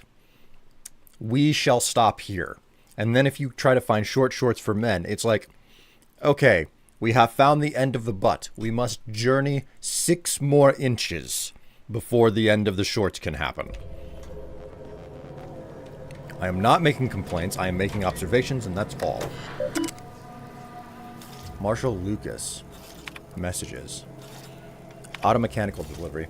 Marshal Montelli is asking again about those military-grade automechanicals you promised, and I am running out of excuses to give him for the delay. You were entrusted with this facility after your predecessors failed to defend it. It distresses me to imagine a loyal soldier such as yourself suffering their fate. Any update you could provide concerning their estimated delivery would be most appreciated. Sooner rather than later, I hope, or more may be punished as the result of the Brigadier General's vexed disposition, yourself included, in faithful service to the Protectorate. Marshal Corbin.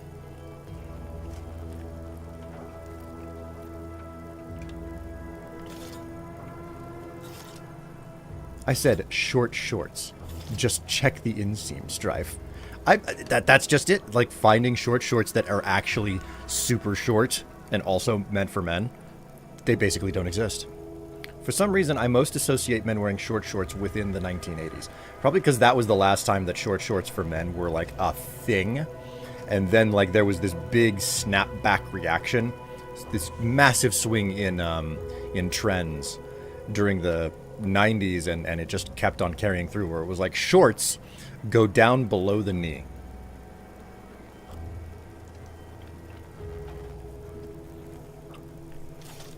Winter coat and shorts. Oh, you didn't say short shorts. Only shorts.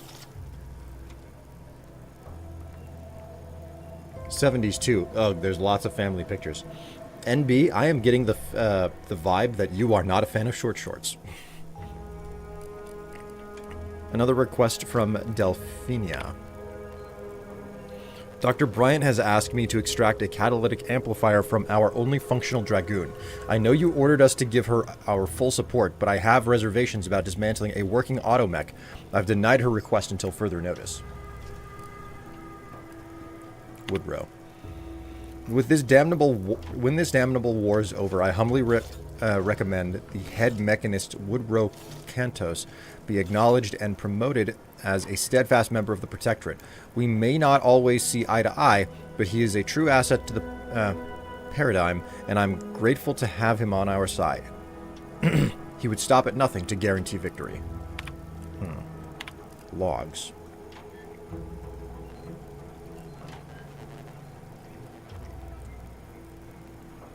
They look good on Will, though. I'm fine with them, you know, just not a big butt to show off. My formative years.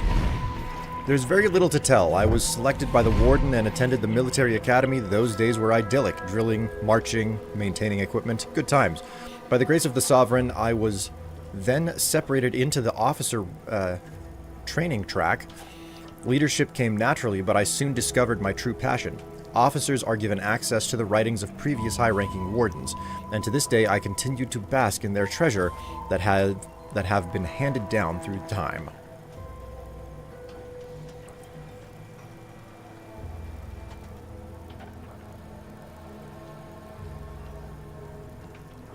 I'm fine with them, you know, just not a big butt to show off. I'm working on it. Working dem glutes. I feel uncomfortable. Best I can do is roll him to fuck.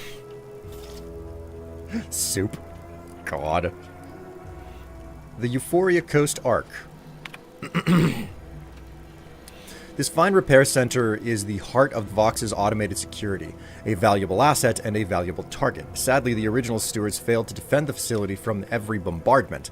They were consigned to execution, and now the Ark is my charge, my burden, my inheritance, and failure is not an option. We're small, but we're scrappy.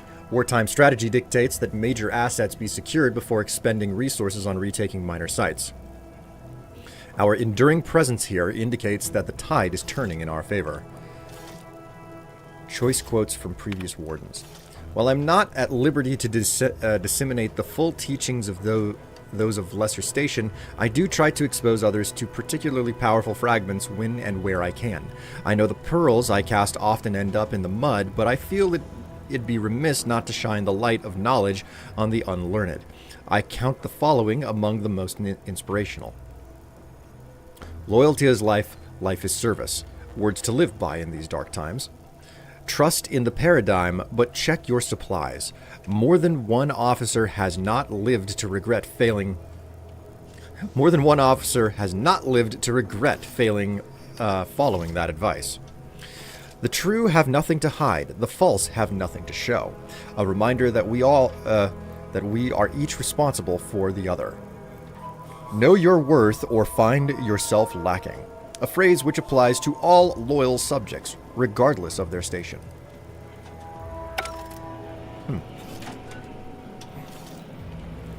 I'm sorry, did I bother people? No, I think Soup is just making... Soup is following through on a joke. Like, it's a thread that Soup has been doing since the very start of the stream. Okay, so... quick save here. Let's check our journal.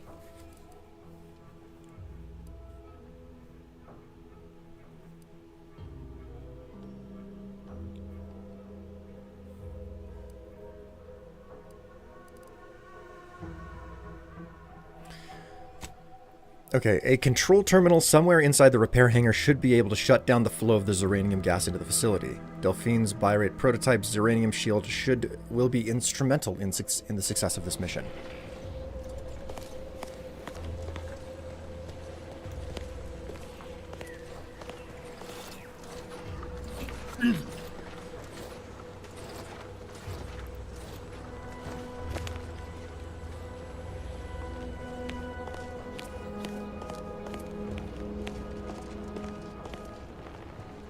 There doesn't seem to be a way to get inside of this place that doesn't involve going straight through that Zeranium cloud.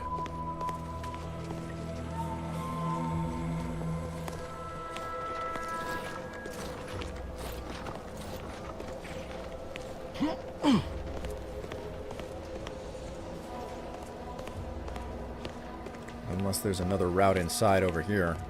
Which I seriously doubt. It doesn't seem to be the case. Okay, well... no getting around it.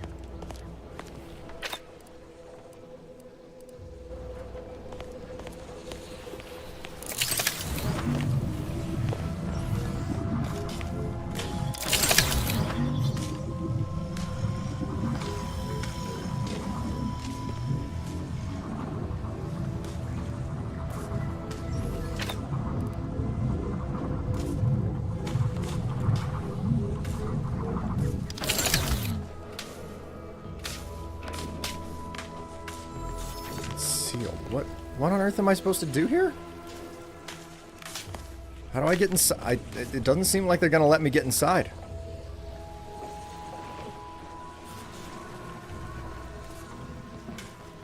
Huh?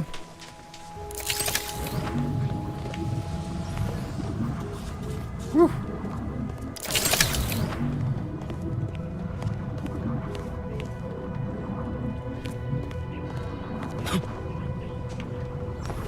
Get here. Let me up. Oh, hey, I did it.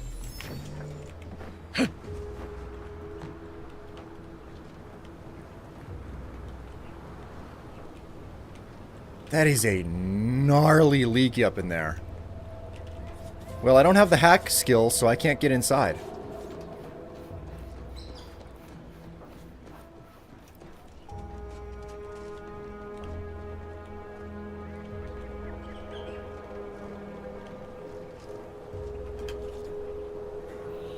Hi, Will. How's the hyper-capitalist hellscape treating you, and how's the game going?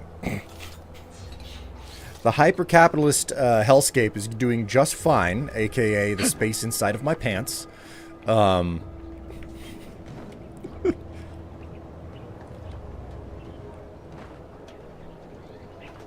look at that. You called NB BB. How cute.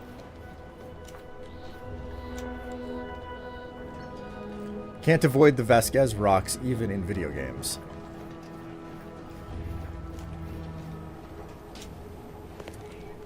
You okay there, NB?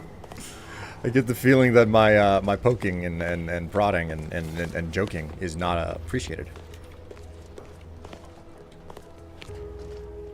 If you need something, kindly make it quick.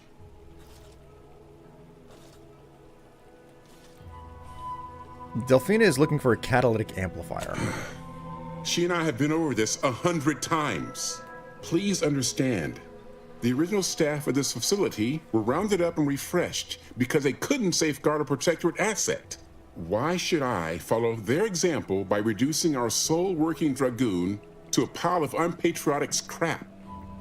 I can't. I won't.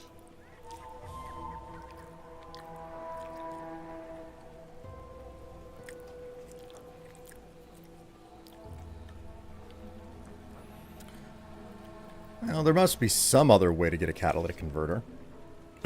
Catalytic amplifier. If you're really so desperate, you can track down our second Dragoon.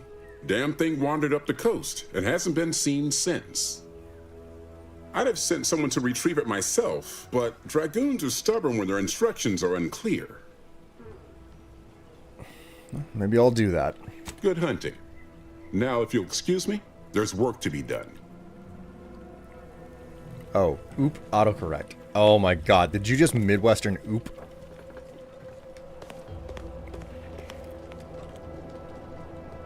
It's appreciated, I'm just giving you the face that I'm really making. Ah, my erstwhile assistant returns. To what do I owe the pleasure? You know what? I should get out of your hair. Until a more convenient date and time. Well, crap. I guess I'm not getting into the facility because I just don't have the skill to open the door. Like, unless the front door right here is supposed to... Like, this doesn't look like a front door either, so...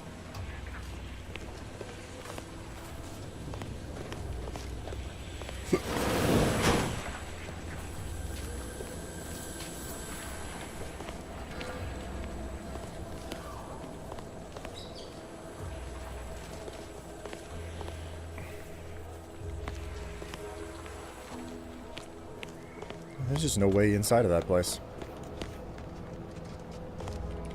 Oh well. Guess I'll just leave. I've hung out inside of this base long enough. I got a fancy piece of equipment. Thank you so much for helping me become more powerful. I will be on my way.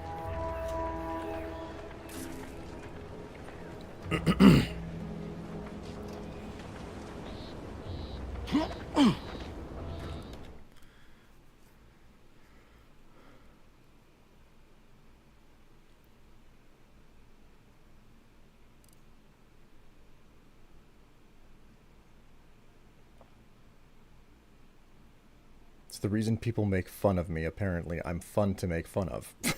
Oh. This is an easy quest, super easy. Literally, like, outside bro is lazy.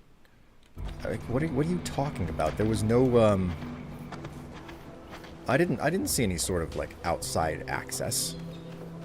I guess I can check the outside perimeter, find out whether or not there's a hole that I can walk into.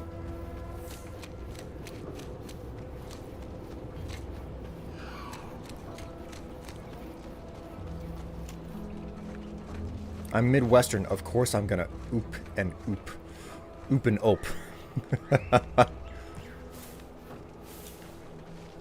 One whole side of my family is from Wisconsin, so I use ope as well. God. Is that what they call living the good life, I guess?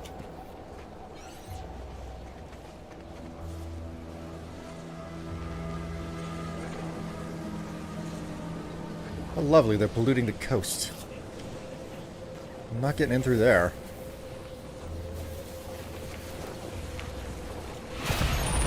Oh, okay. Oh, okay.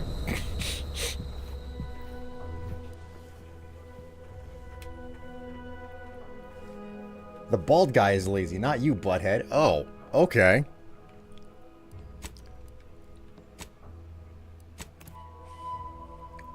I'm losing the script here.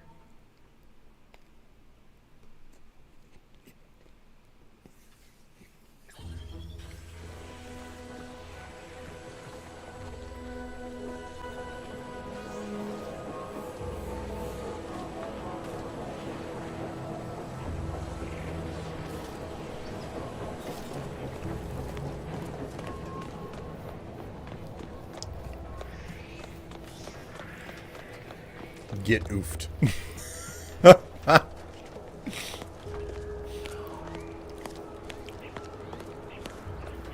That is far too entertaining. Get oofed.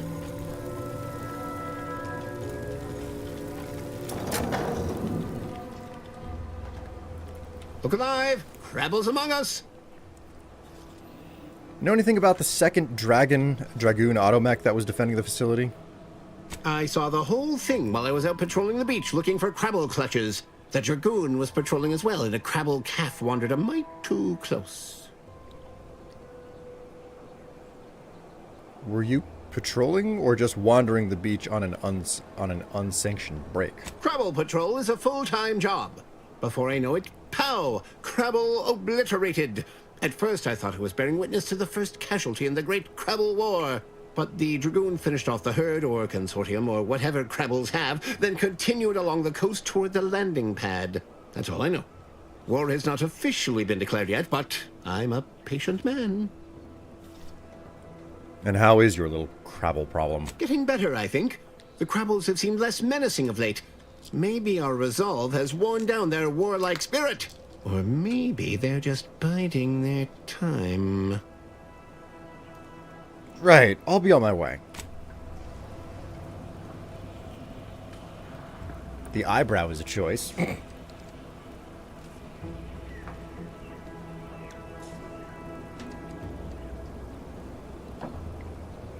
Here's a question I have for you.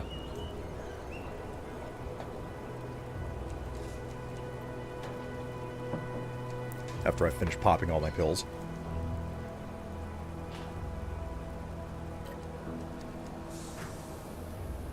Because God, I have a lot of pills to take.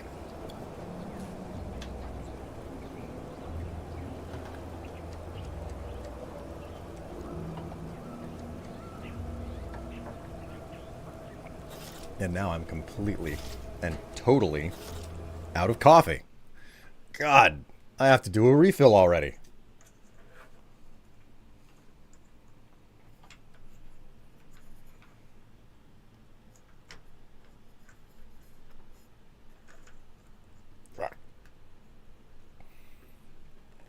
Okay.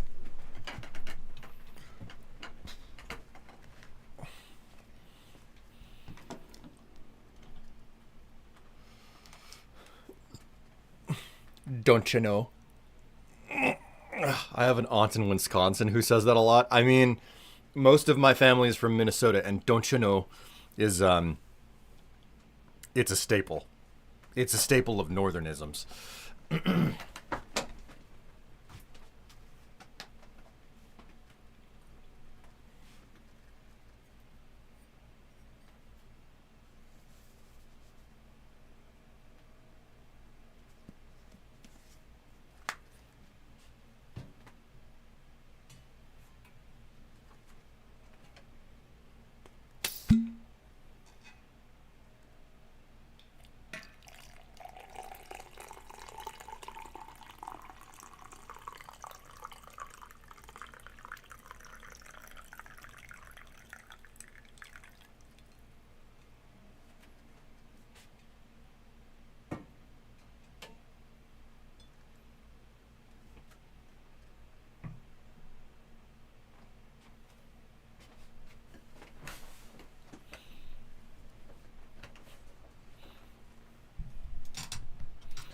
Do you actually drink iced coffee? No, I do not.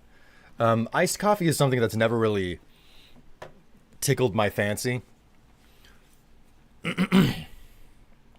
So it's always been something that, like, maybe I'll get from, like, a coffee place. If somebody else goes to a coffee place and I go with them, I'm like, yeah, sure, I'll grab a coffee. And, you know, it'll be, like, 2/3 sugar or whatever. But, when it comes to, like, personally at home coffee, it's like, no, it's always hot coffee. Already drank 2 bottles of Starbucks Frappuccino. It says iced coffee on it. Does it say iced coffee? Oh, so it does. It does. I just remember buying this mug whenever whenever I moved out. Like, I got this thing and I was like, this is a kind of like I like this shape of mug. This super, it's kind of generic and it just has a whole bunch of different versions of coffee on it. So I'm gonna buy this and I'm gonna use it to drink my coffee. Your mug lies. Well, it's got a bunch of different. It says mocha. This isn't a mocha. It says cappuccino. This is not a cappuccino. It says Java. Maybe Java's right. Don't know about that. Coffee bean? Well, there were coffee beans involved in this, but there definitely aren't coffee beans in the actual mug. Cocoa? There's no cocoa in this either. My mug is absolutely lying. You're right. Iced coffee is one of them. This is not iced at all. The only thing I've got is cafe, which is Italian. It is Italian for coffee.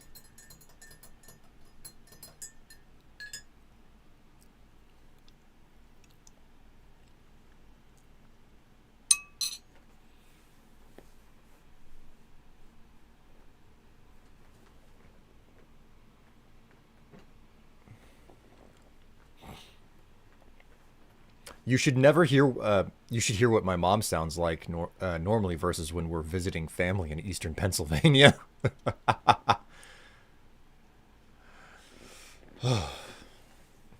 All those things might go in there, but the iced certainly will never.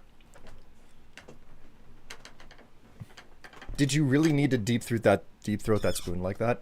Hey, listen, pay me enough, and you might be able to see me deep throat something else that's a little bit more suggestive. I'll do it while wearing makeup, too, if you really want me to. I'm just waiting 3, 2, 1 before NB is just like, ew.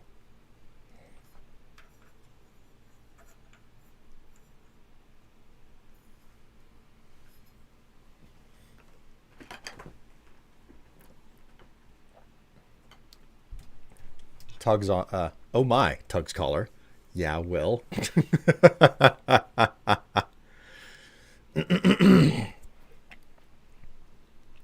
Rude. You are going to cause someone to start a hype train.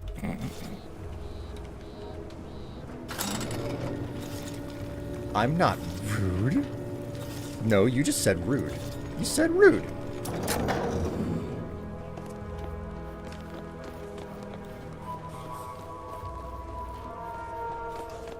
I think we're up to 30 bucks, so 70 to the next picture.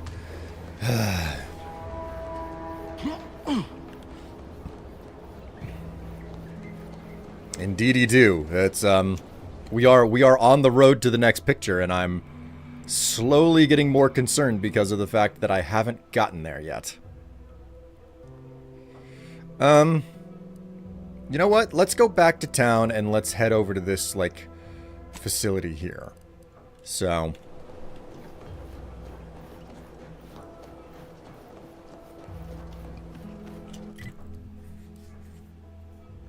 yeah, we'll take the south route.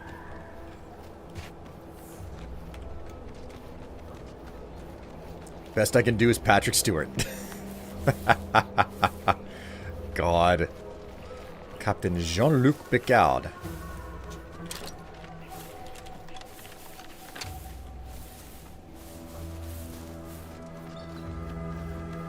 Wait, can I even get up there from here? I don't think I can.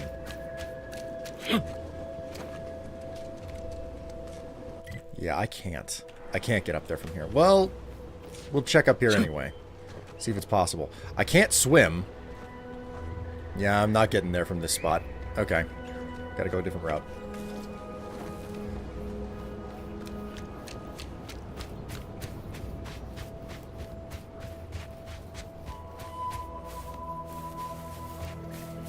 I think you should just stand behind a cornucopia. It would be really funny. Are you suggesting that I should just take pictures where I'm wearing nothing and I am just skillfully hiding my bits behind something that's in front of me? Is this the artistic direction that I should be taking my my photography in? Oh God, I have such an itchy nose. Yeah, that's what I'm saying. Do a cornucopia. God. No. The longer I do this, the more likely it becomes that I have to, like, just start wearing kink wear to keep things interesting.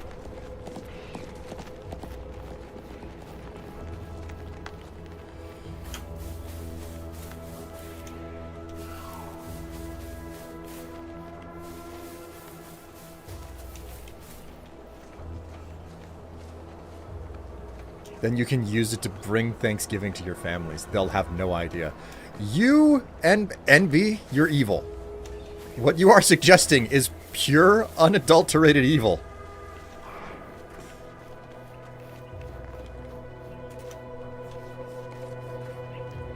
Golly. Why is my nose so itchy? Maybe what I do is I take the cornucopia, you know, and I use it for the photo shoot, and then afterwards I auction it off, and it's like, I put my corn in this copia. Who wants it?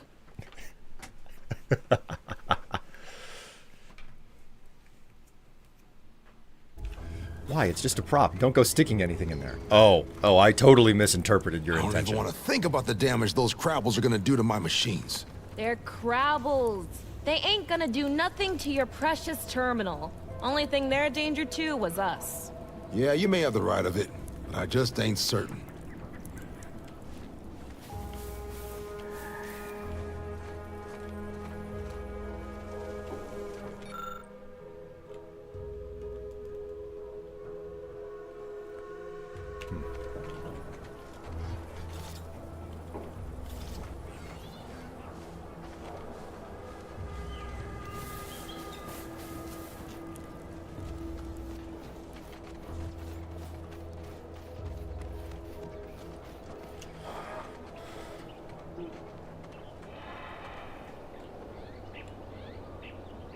Pretty evil. Could do worse, but still pretty evil. You don't need to stick anything in it. Jeez. Just put Jesus in there. You did say to do a cornucopia. Pyro's got a point here, NB. Right, Careful, so... friend. Reckon there might be a few loose Raptidons wandering around. Note that Auntie's Choice ain't liable for Raptidon base injuries when there's a war on. And what, Auntie's Choice would be responsible for it when there isn't a war on? Because I find that highly unlikely.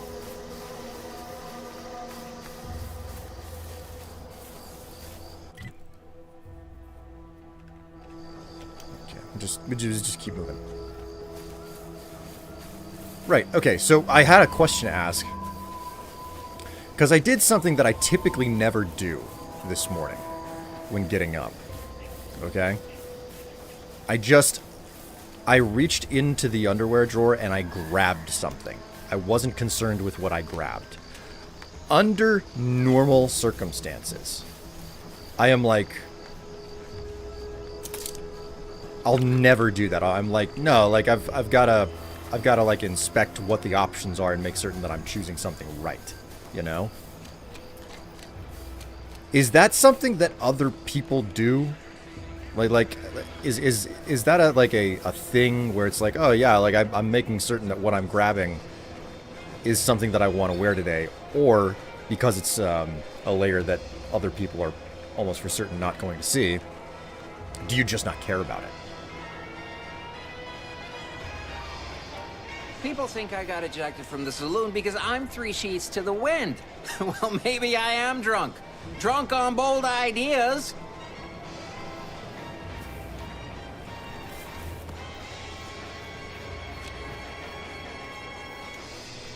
No, you definitely have to think about it. Okay, so I'm not the only one.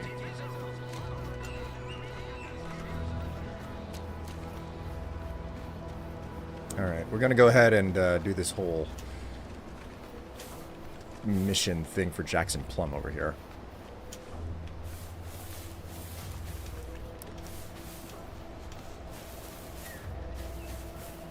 No.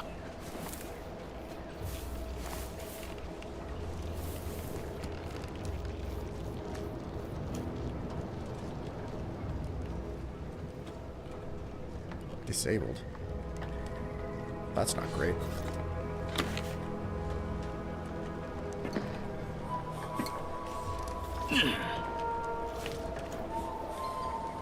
How am I to get up this thing?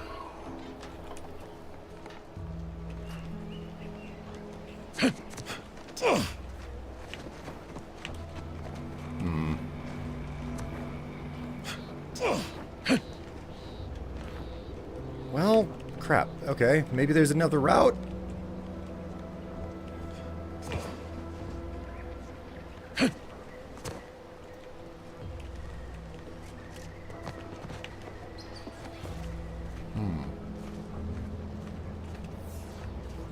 Not having a lot of luck here.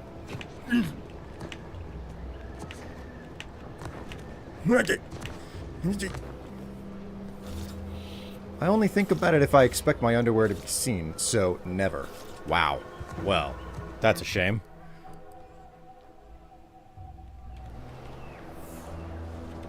I was thinking that there would be more dedication to, like, having something nice on the underlayer. Some days are for different cuts, some days are for comfort. I totally agree with that one.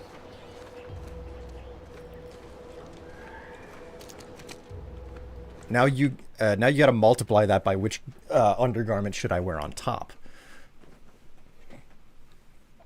I assumed you had a partner of like 12 years just hanging out with you. There's always a chance it can be seen. Oh man. So like the top versus bottom coordination is always a big question there, you know? It's actually one of the things I never expected to learn about. Ah, hello. This house is actually...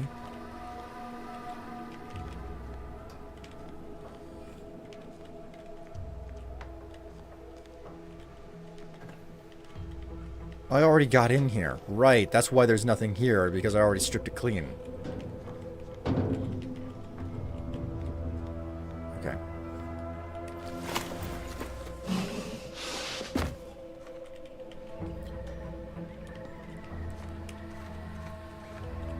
It's very flattering, NB. I'm exceptionally single, though. I am not fashion conscious in the slightest.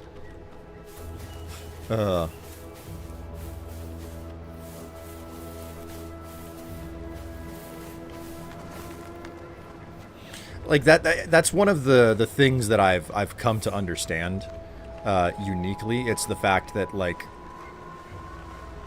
coordination between a top piece and a bottom piece is something that I never thought that I would end up doing in my life until I was.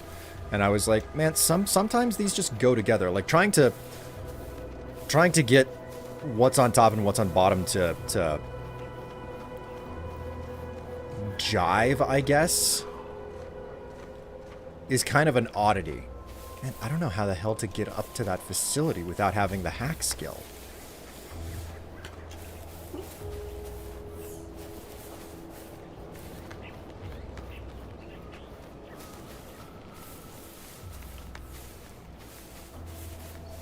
Wasn't even talking about coordination. I really was talking about silhouettes and function and how much support is needed at the time. Am I going to be running around? Am I going to be just sitting most of the time? There's a lot of consideration. That makes a pretty decent amount of sense, NB. Because, well, what you're describing is something that I don't have any need or concern about, you know? Like, my particular, anatomical needs are rather different. Running plus no support equals pain. She busty. She busty. I like how you say that. He's entertaining. I didn't expect to be able to get up here like this. This is nice. This is nice. I'm happy for this. I've got good options here. Running plus support equals still pain. Oh dear. That's... No, Jackson, don't! Don't fret. With these boots, I can fly! Jackson? Hal? Are you breathing? Say something! Oh, boy. Okay. If it wasn't the fall that killed him, it was the sudden stop at the end. Oh, law. I can't believe he jumped that way. Sir, I know this isn't the time, but are they gonna put us to the gallows for this? What? No. That ain't how we operate in Auntie's Choice, Liza. We might be looking at a pretty fierce demotion for losing half our workforce and getting stuck up here, though. Demotion to fertilizer? No. Now cease your jawing. This ain't the time. Hey, you! You down there! Would you mind checking on our fellow? Might he have survived the fall?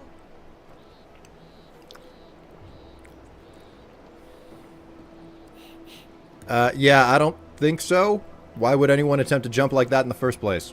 He thought those boots would make him fly, but they really just allowed the user to jump repeatedly.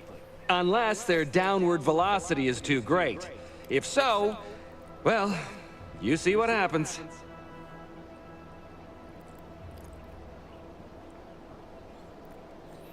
So this is Jackson. Well, his business partner in Fairfield's gonna be very upset. Not nearly as upset as we are. We've been stuck atop this machine since Ida, one of our new Protectorate acquisitions, had her gray matter scrambled by the height, jumped down, and landed right in its gears.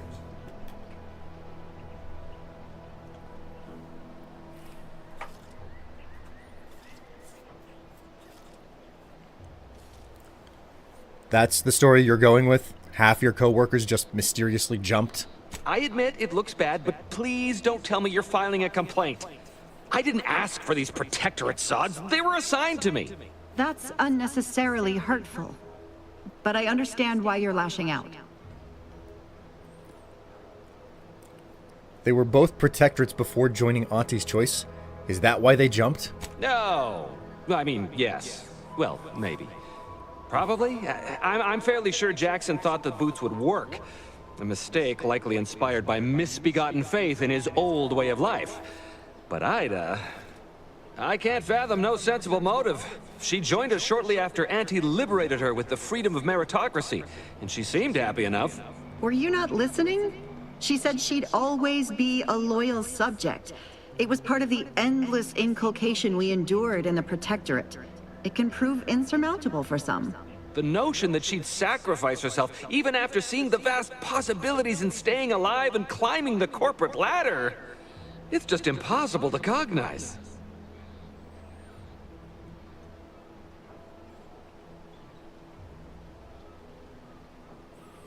Well, if I were you, I'd be much more concerned with how you're climbing down. There ain't no way off this platform besides jumping, and you've seen how that ends.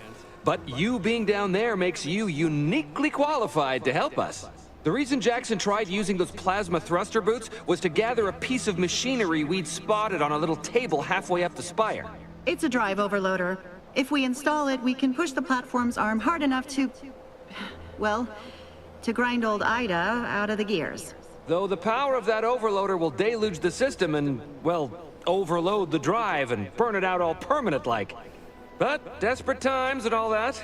So if you were to use them boots to bound up the spire and deliver the overloader to us, we'd avoid the tragic fate of our 2 former cohorts.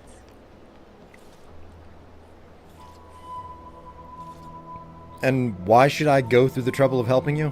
What? It's your duty as a subject to... No, Liza, remember, you're not Protectorate anymore. So, what have we talked about? A duties only. Discharged if the disbursement is dutifully deserving. Right. Sorry, I'm just a little flummoxed by being stranded up here. So, bits, stranger. We'll give you bits if you get us down before we starve. Alright, that's what I wanted to hear. How exactly do I get this done? Poor Jackson wasn't raised in the Protectorate with a mind for science, and mistakenly thought the word thrusters meant he could fly. So he jumped the opposite way I told him. They're experimental. We'd not laid eyes on them before, but the data we found with them says they were actually designed to let people hop their way up the spire. If you activate the plasma thrusters when you're already airbound, they can give you a fair bit of extra boost. It should let you turn a quick hop into a surprisingly grand vault. Those look like microfied plasma emitters of some sort. Usually they aren't this small. I don't know about no macro-fried whatever you said. They're Protectorate gear, and that's about all I know. That, and that they're perfectly safe. Well, assuming these ones don't explode, getting acquainted with them should be fun. Thank the Sovereign... thank you, stranger. We are eagerly anticipating a long life utterly absent of starvation.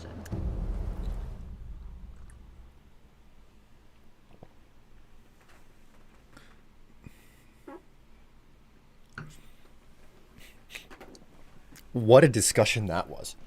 Hey, I don't have a butt, so I'll take what I can. Legit. Oh, horrible mishaps. Jeez. Oh boy, hamburger. So you get to choose for climbing the corporate ladder, ew, or oppressive communism. Yeah, I guess, the fascist state versus capitalism.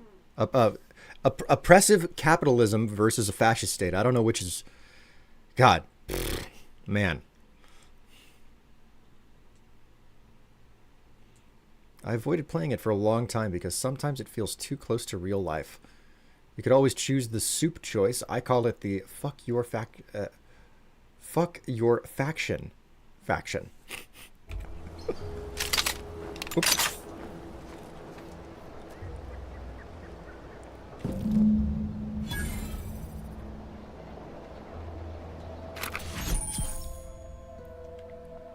The Pale Plasmic Augmented Leap Enhancer is a fantastic invention that allows you to reach new heights. They are automatically equipped and allow you to jump a second time while already in the air. After jumping or falling, jump again to activate the thrusters. Warning, the pail is ineffective while falling at critical velocities. Yeah, I think I got that, that part.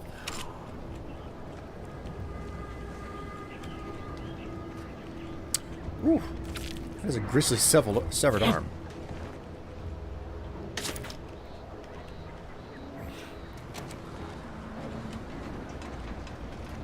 You know, for one body that fell into the grinder, there's like...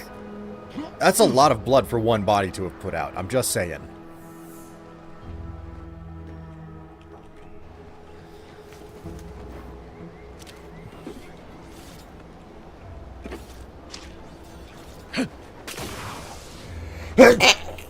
Ooh, excuse me.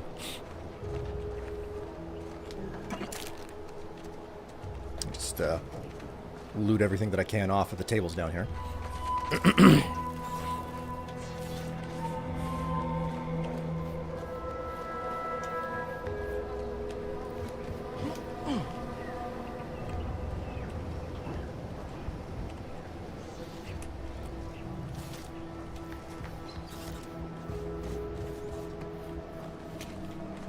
You know what I have come to understand?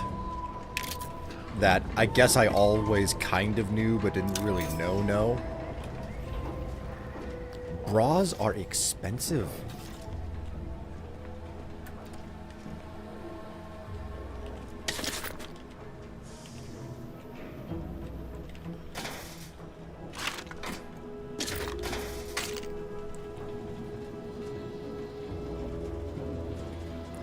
Up to 1.5 gallons of blood in an adult.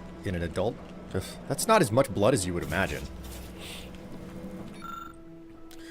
The practical application of sweet berries. Amongst the various crops of the Sovereign has discovered in Eden, few have had as sweet an impact on the Protectorate as these densely fibrous, exorbitantly oily, stupefyingly acidic kernel clusters. Originally dubbed sulfur seeds after their dreadful, abominably noxious effects were responsible for several grisly and, dare I say, grotesquely messy deaths at the early days of the colony, their name was revised upon the discovery of their myriad textile uses, and their value to the Protectorate was devised. With fibers that can be ground into solvent-resistant adhesive tar, juice that requires minimal processing to become highly indelible ink, and a naturally occurring pH of near 0, the potential uses for sweet berries are still being discovered. The next evolution of this research should focus on uses for the highly viscous lubricant that literally drips from each berry and its potential as a non-absorbent gastrointestinal unguent.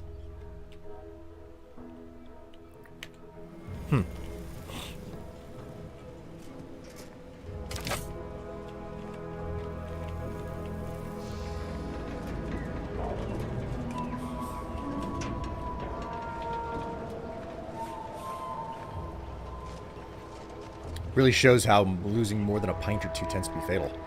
Whew. Yeah.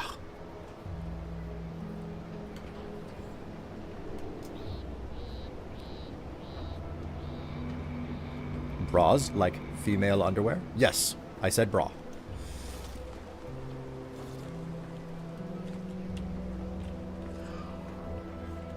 Okay, so... guess...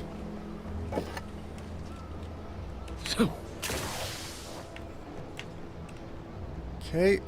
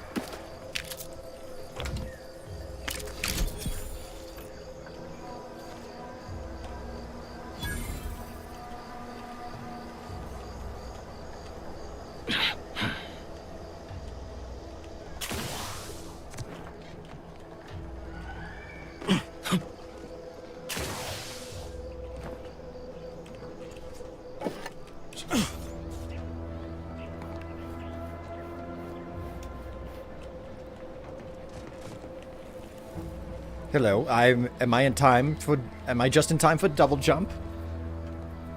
Yes, you are. A brazier. Yes, a brazier.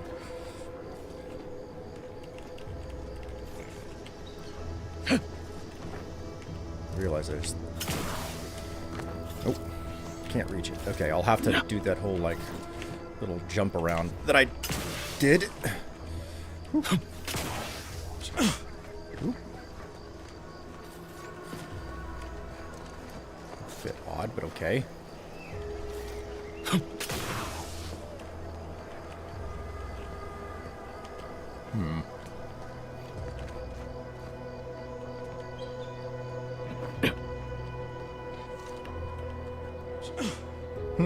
Interesting.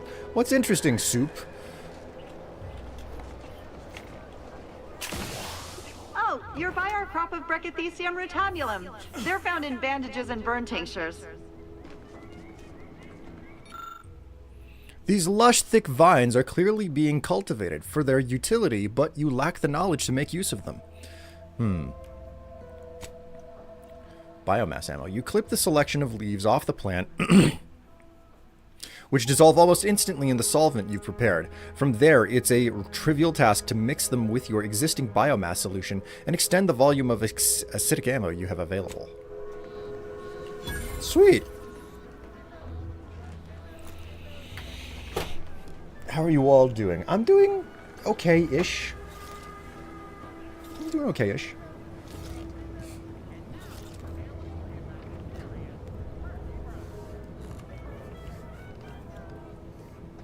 I like how the last thing I said was brazier.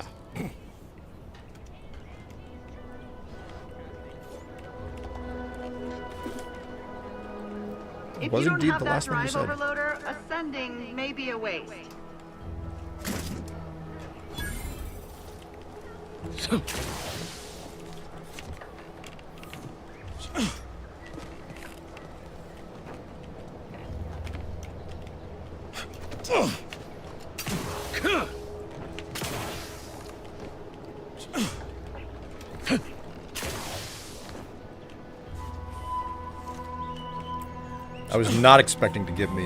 I was not expecting them to give me double jump.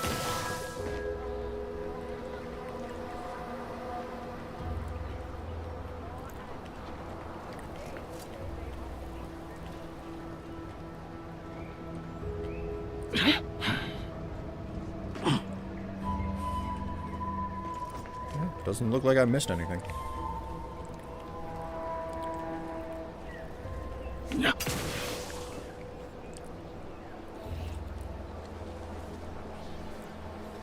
How did the date go? I stayed at her place for 2 nights, so I'd say pretty well. Just got back. Oh my god, Kato. Talking about getting the hanky-panky.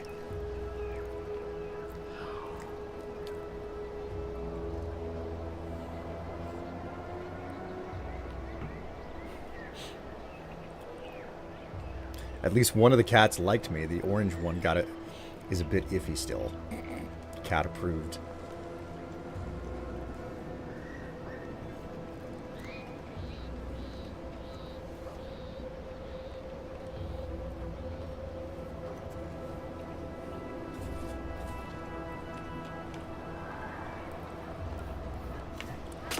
That's it? It was that easy? Yeah, I mean, you had the boots. You could have just jumped over and then come back.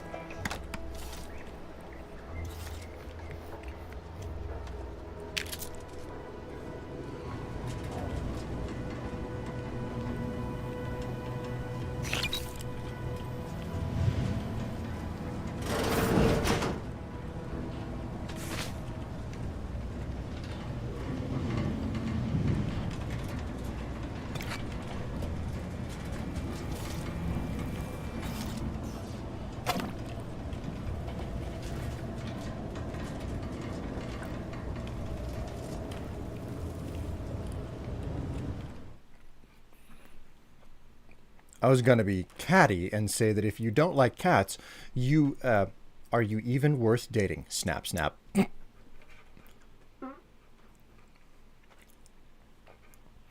You're so right, NB. Oh my god. Well, I'm super happy to know that like you had a good weekend there, Kato.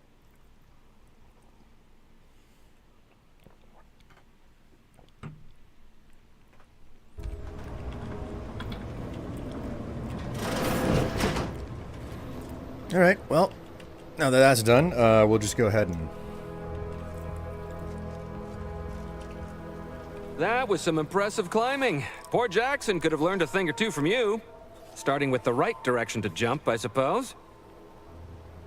Now let's see about bailing you out, shall we? Wonderful. Get us down, and I'll happily compensate you in accordance with standard Auntie's Choice urgently improvised extortive standards. We've certainly found our way into a most harrowing circumstance, At least I'm glad I'm not alone. I'm sorry about your friend Jackson. Losing a compatriot's never easy. He hadn't been here terribly long, so we weren't particularly familiar.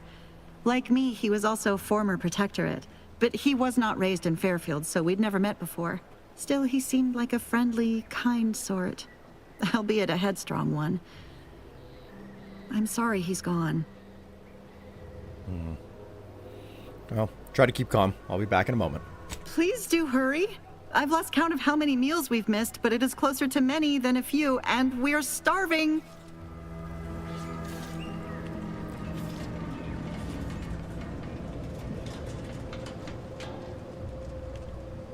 Don't think I'm... Ooh, wait, I am missing some things. You have gained an advanced decryption key. That is a convenient thing to have access to. Alright, well, we'll go ahead and just plug this bad boy in. The harvester's lifting armature has ground to a halt and needs to draw a drive overloader to allow it to push through the obstruction.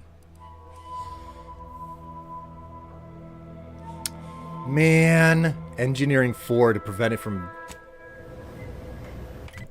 What's my character? I'm so far away from being able to do that, I'm certain of it. Skills, engineering. Yeah, I'd need 3 more levels in engineering. It is not happening. It's gonna burn out, man. Why hasn't anyone thrown them food before they die? Probably because I'm the first one to wander up here. No actual shade if people don't like cats. Not I. I'm probably not dating them. I'm probably just not dating them. God, envy. Alright, we'll go ahead and do the drive overloader.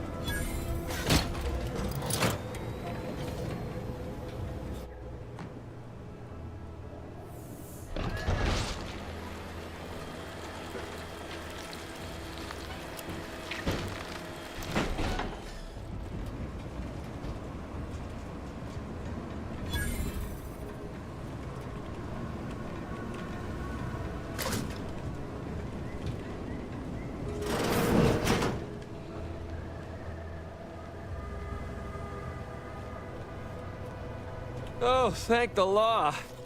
I never thought of myself as a vertiginous sort, but being trapped 100 meters in the air will make you reconsider. I mirror that sentiment, to be certain. In fact, Auntie will have to pay me triple if heights are to be involved. And isn't it grand to be in a system that allows me that freedom?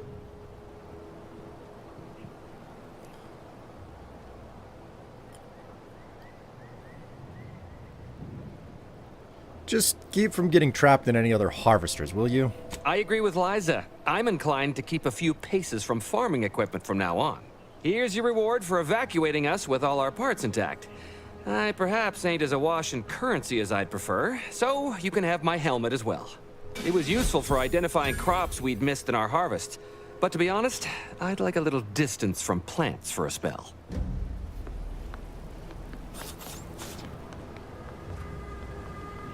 Alright, cool. So... let's take a look at some of the other stuff that's around here. Maybe there's some extra things to collect or harvest or whatever. And then it's back down the mountain to talk to the guy at the town and tell him that his investment is completely is busto.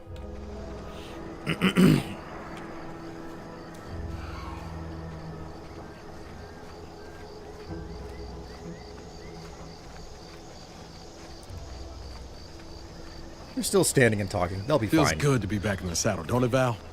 Kind of reminds me of our days in Nix's orbit, dodging Protectorate patrols. You remember that?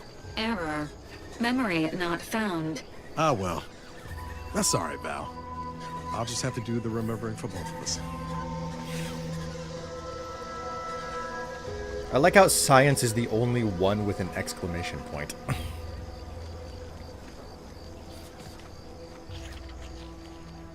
This Auntie's Choice employees were, that's what the Auntie's Choice employees were talking about. Science!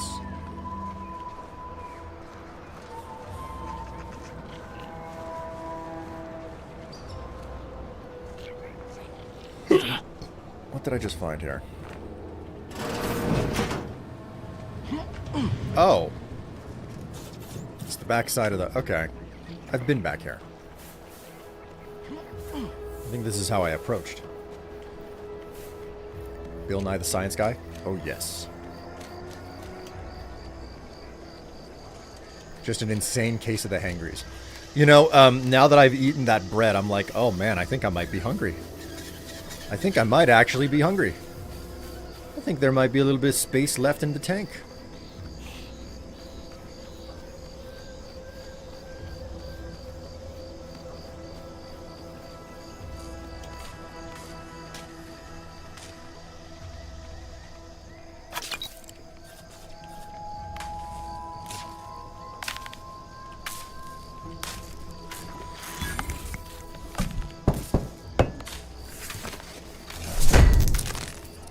Give the order and I'll take care of him, Commander.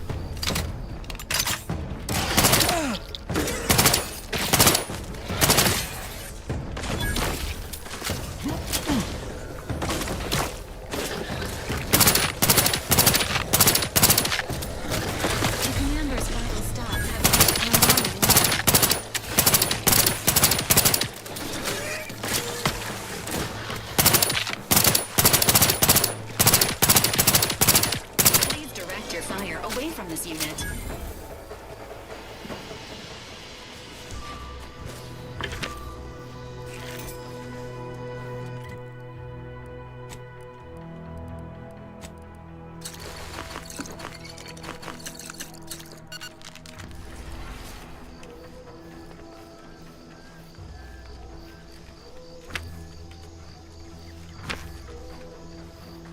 Enthusiastically neutralizing unfriendlies.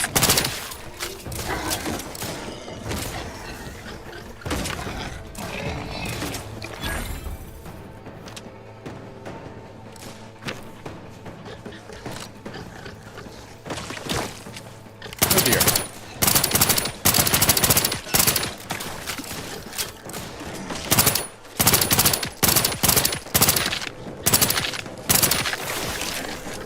Let me know when you need a stretch.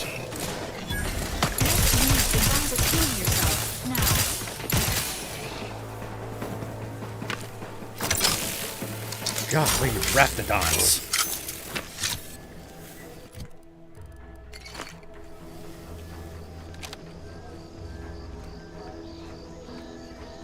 What a mess.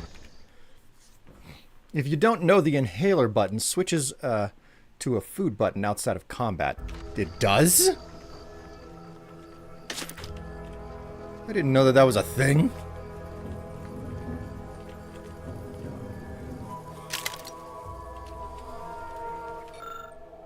Ooh. Volume 9 out of 10.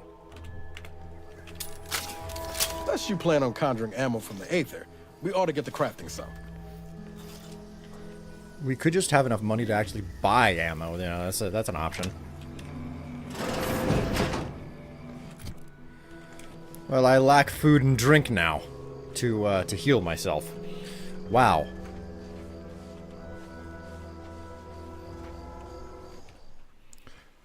Oh, what a good boy he is. Wait, who's a good boy? Will stuck in a redacted, and now he pulls out a plum.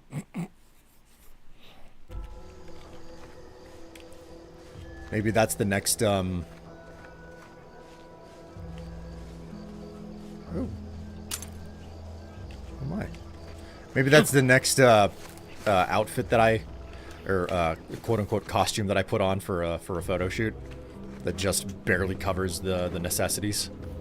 Oh, no, I have a great idea. It's just a Pokeball. Just a Pokeball. Oh, you caught it.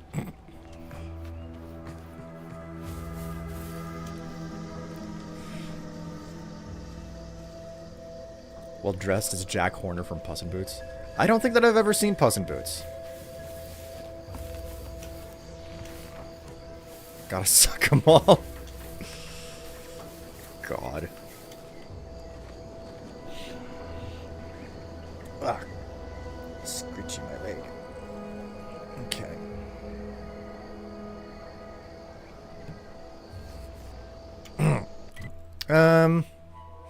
Well, this was an interesting detour. But I don't think that there's anything else for me to find up here. And I'm super low on ammo, so it's for the best if I go back to town and start, like, breaking things down. This is certainly an idyllic sight. Bro, Puss in Boots, The Last Wish had no right being as good as it is. Okay, gotta bounce adulthood demands. You enjoy bouncing in adulthood. I don't know what you're bouncing on top of, but you enjoy bouncing on it.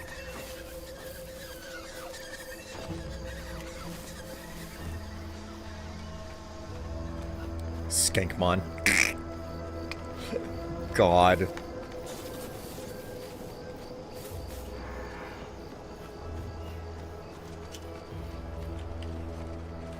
That's absolutely perfect.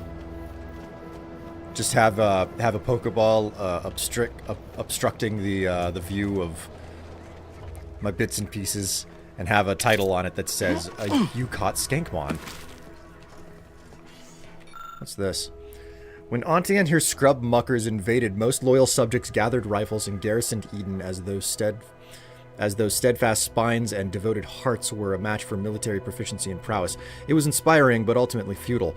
I aimed to make my end worthy of the faith of the Sovereign's place in me. The 3 human husks found atop the nearby picker platform represent my fullest levy to the effort. I've played a role as I plotted, earning the trust of the corporatists and turncoats. Ida's datapad. Turncoats until I was sure my sacrifice would account for them all. Just as the stand reaches its apex, I will toss myself into the primary drive spur and bind the pinions with the very fiber of my ever-devoted being. Hopefully, my laugh will echo to the corrupt capitalistic skulls as they parch and starve atop the platform. Die in wasting agony, you mercenary vermin. Ida Rutledge, faith subject of the Protectorate. Oh. Oh my. So that's what happened.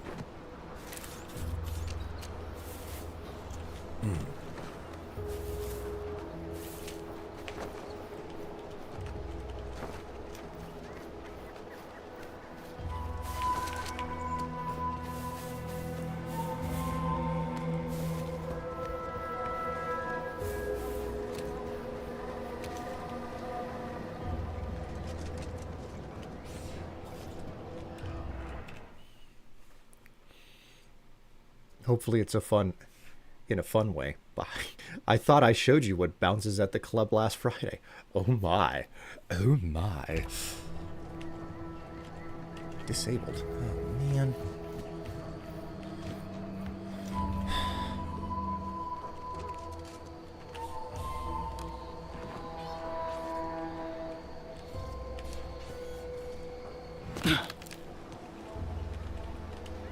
Nope.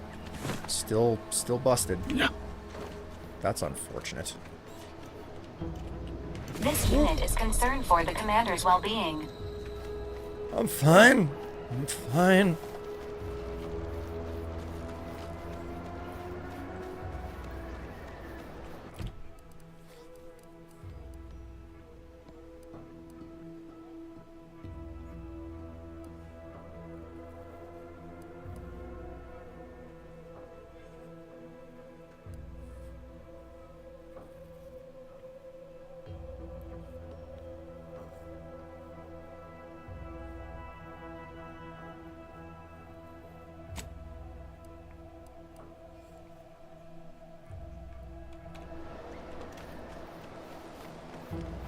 Does anyone want to try and do an impression of me for a 3:15 meeting, Teams meeting? No, I'm not really, no, I don't. I don't blame you for not wanting to.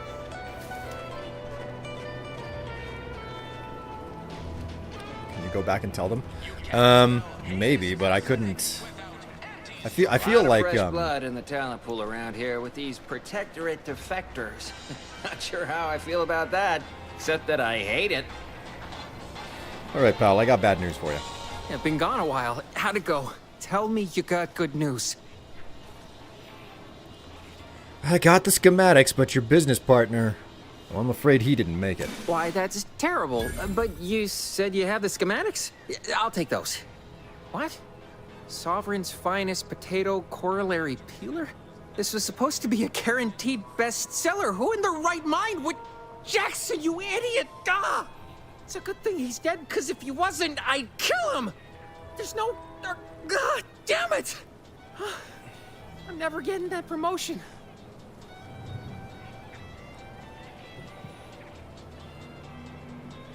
I thought you were a marketing genius who could sell anything. Good chance to prove it. This was supposed to be my easy path to a promotion. Must be something I can do to salvage this. Tell me.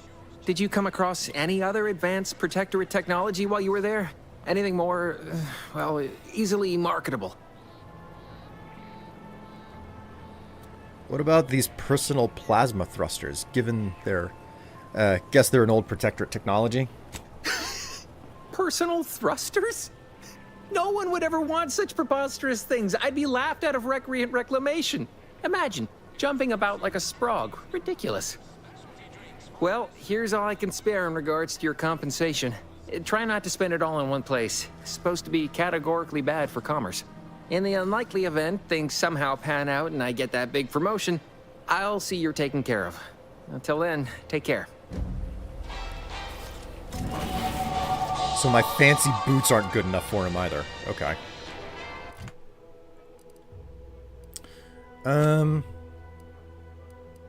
Character. So okay, yeah, I have both skill to spend and perks. So we're just gonna continue to dump points on my science and my speech.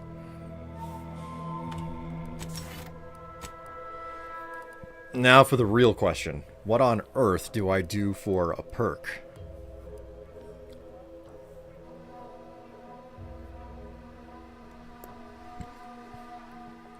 %, more stacks of electrocuted appear when dealing shock damage. Scramble will fight for you for 5 seconds. Strong enemies such as leaders and bosses cannot be scrambled. You now apply electrocuted faster when dealing shock damage. Additionally, weak automechs become scrambled rather than paralyzed when reaching max stacks. Scrambled automechs will attack their allies for a duration and will still take damage over time. Whoops. Didn't mean to click that. Shock gets real absurd with science and its perks. I'm figuring that that's like really beneficial, but like I gotta make certain of what I'm doing here. How's your Boston accent? It's modest.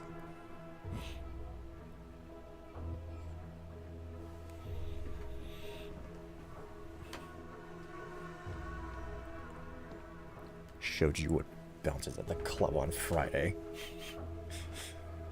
God. Bouncing at the club on Friday. I got nothing that bounces around at the club. I'll work at the club on Friday, but I ain't got nothing that bounces. Do it. Okay, okay.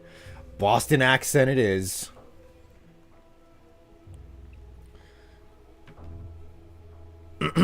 Alright. Take me a moment to see if I can center myself and get this right. I gotta get a Boston accent. A Boston accent. I ain't got nothing for you over here. You hear me? You tell me if I'm getting it right or not, yeah? I don't know if this is a Boston accent. I got a cup of coffee over here. I got a Boston accent. And it's like really, really stereotypical and probably super inaccurate. I have a suspicion this will never waver. This will waver between Boston and Brooklyn. I have no. I mean, they say hot dog. A hot dog. Hot dog. Hot dog. It's a hot dog.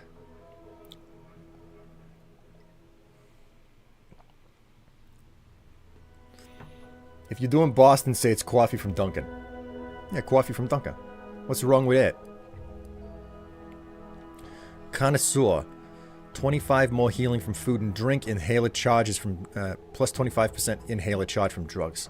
I'm on a standard, and why Connoisseur is such a good one.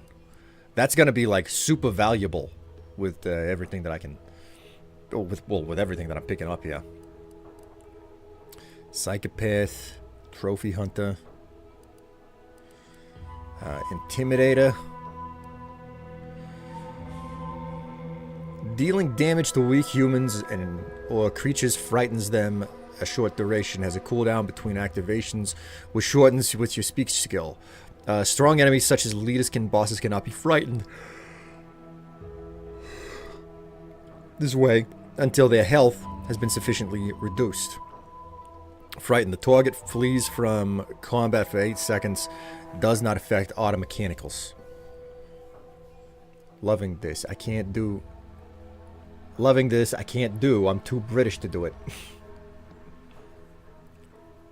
I'm not great at doing accents, but I watched a lot of This Old House, so I tend to know what Boston. So I tend to know what Boston whenever I hear it. I'm kind of partial to this Connoisseur. Let's do Connoisseur.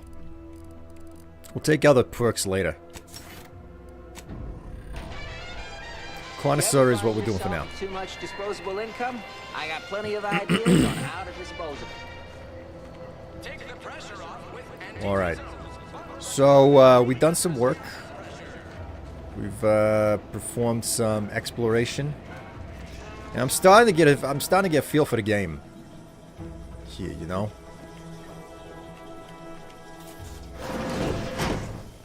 Just gonna go ahead and close these doors here. What the hell is wrong with you? Why did you open the door on me? Stop opening the damn door!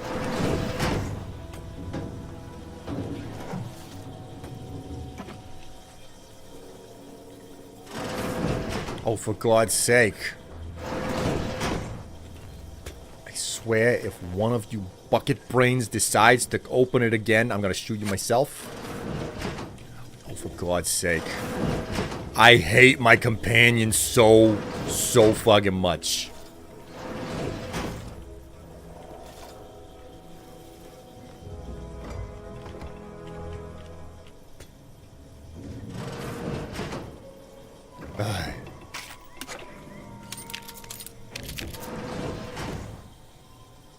God.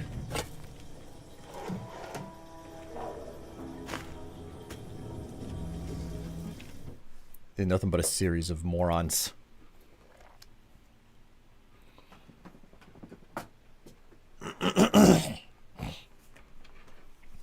I gotta bounce too, but not in a fun way. Check back later. You're probably not gonna see me then because I gotta stop in about 15. So.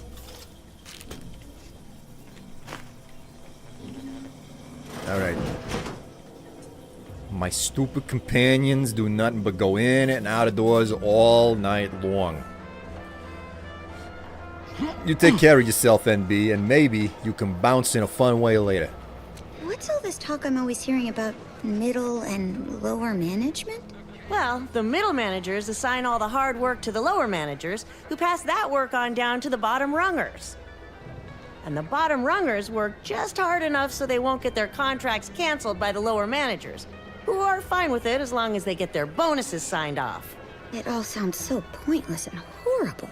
It gets results. We're here, aren't we? Man, she's new to the system, and she recognizes that there's some benefits to it, but there's still some problems.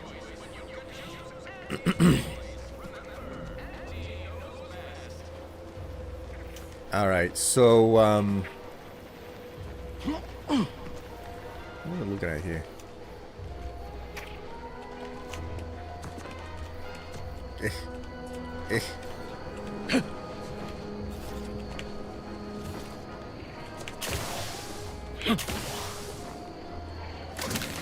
These are mine.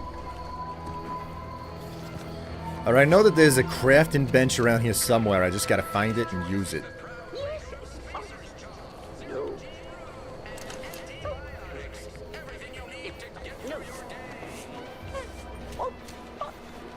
Oh my.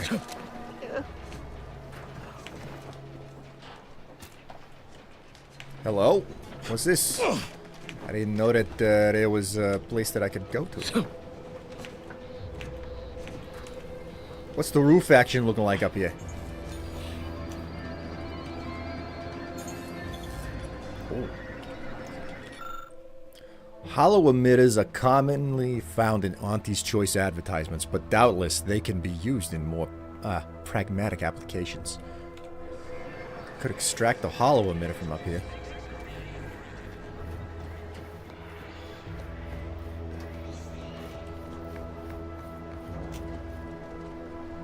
Alright. That was the whole reason, so that I could take that thing down. I don't need it though, so much for that, right?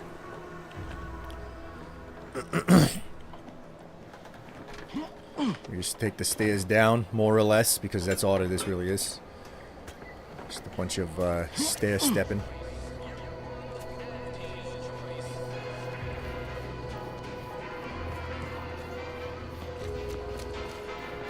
Every time I think I'm having a bad day, I just tell myself, wait till tomorrow. It'll probably be worse. What we have here?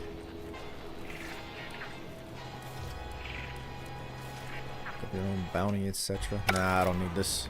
It's not necessary. Was there not a crafting bench around here somewhere? No, there's not. This is just a, yeah,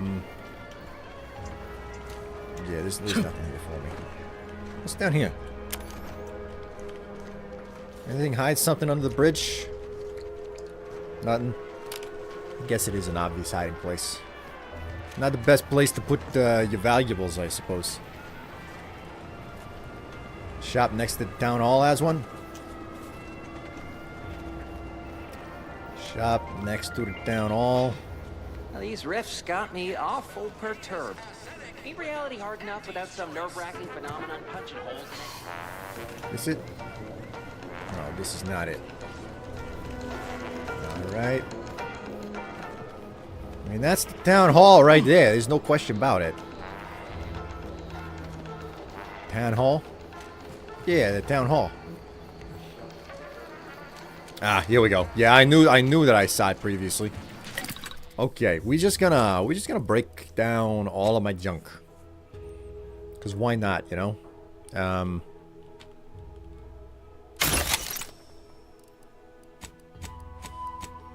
Okay. I just broke down everything without really realizing that I was doing that, but okay, there we are.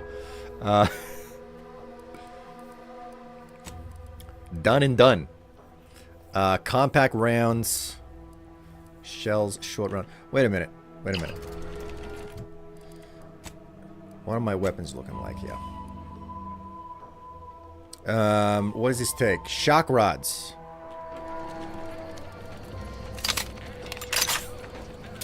Okay. Reload that. That's reloaded. Park the car in the Harvard yard. Yeah. I mean, you seem to understand what I'm talking about.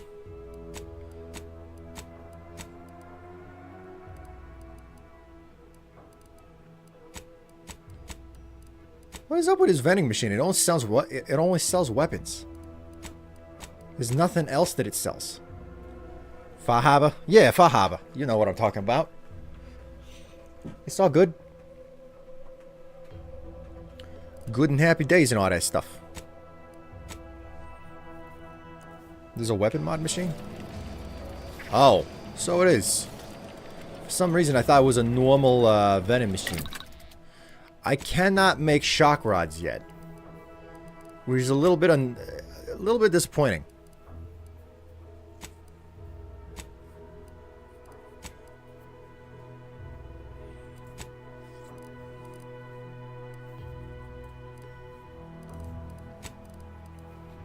Well, compact.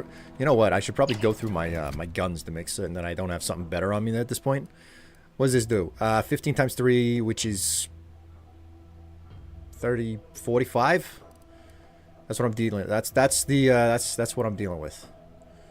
It takes short rounds too. No, the compact versus short rounds. There's a difference there. Biomass pistol, 39 damage. That's a pretty significant amount of damage. That takes biomass canister. I don't know how to make that yet.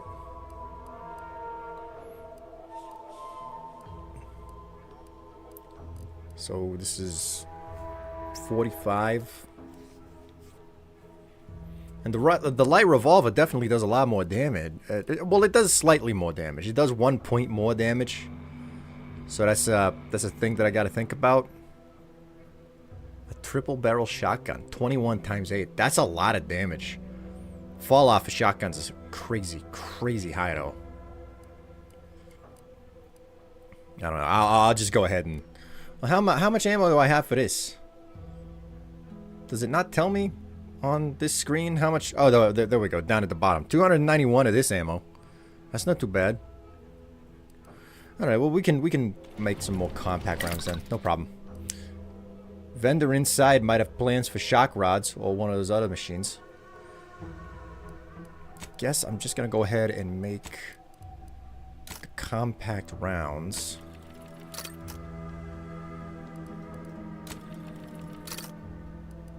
There we go. And that'll do for now. That's all of the ammo that I'm gonna need in a moment. Let's go ahead and talk to the vendor. General goods vending machine. Oh, look at that. They got a lot of compact rounds right over here. Only cost me 1,000? 1,000 for 500. That's not a bad deal. That's not a half bad deal. Let's see what the vendor in here has something to say. Yeah. Welcome, welcome. See anything you like? Well, if it isn't a new face in Fairfield. What I meant to say is that we now have the new improved Purple Berry Crunch. Now with 10% more flavor. Or was it crunch? Your pitch could use a little work, but thanks for the welcome. Of course. Though I must also apologize for my inappropriate courtesy a moment ago.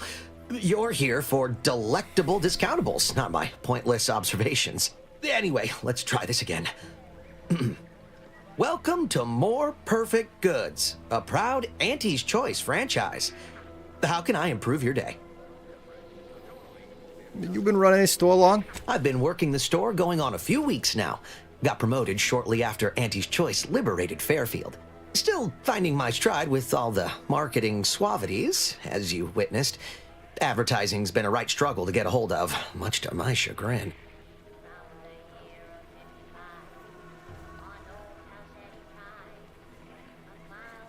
Advertising's easy. You just put on a smile and lie. I don't mean to offer correction, but according to Auntie Cleo's guide for the celebrated salesperson, advertising isn't deception, it's excavation. A way of uncovering desire. In the Protectorate, we were told our wants didn't matter as long as our needs were met. But in Auntie's Choice, wanting isn't just permitted, it's encouraged. Well, how'd you end up in charge of this store? Took Auntie's aptitude and attitude test like everyone else in town. Scored high in personability and something called numerical dexterity. think it means I count good. Now here I am, manager of the best little discount house in all of Paradise Island. Still boggles the gray matter.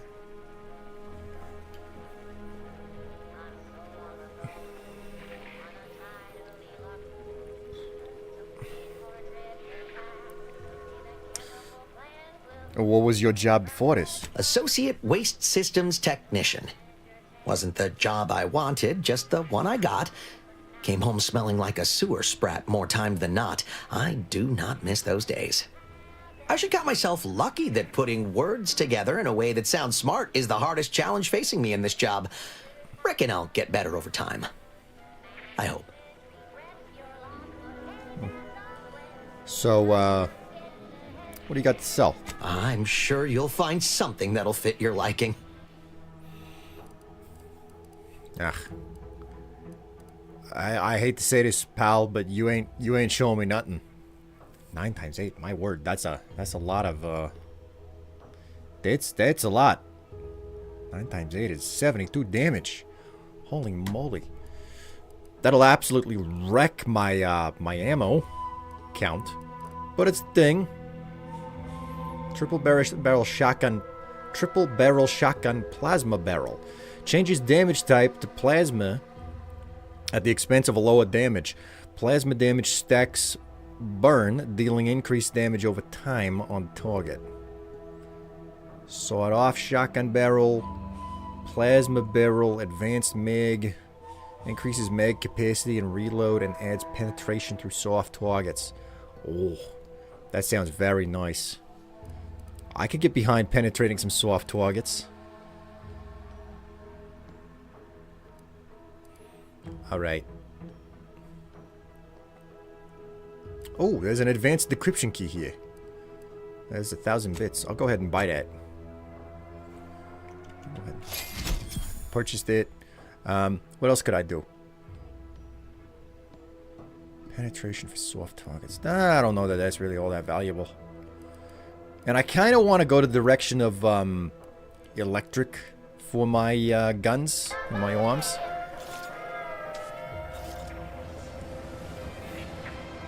Alright. Let's go ahead and just buy some food.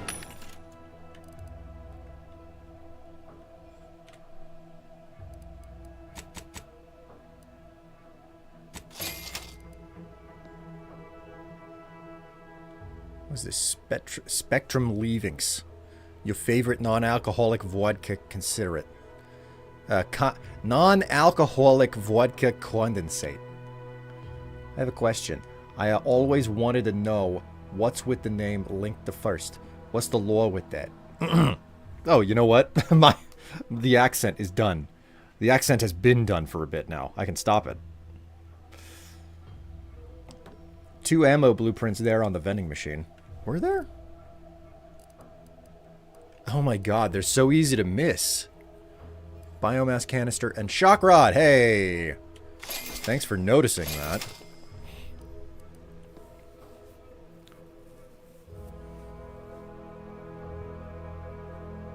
I always thought it was like Zelda related. Whenever I first got on the internet, The Legend of Zelda: The Ocarina of Time was the most recent Zelda available.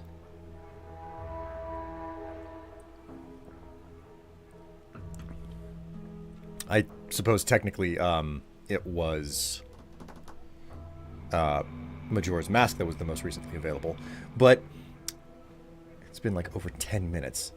I'm doing a bad job there, man, I guess.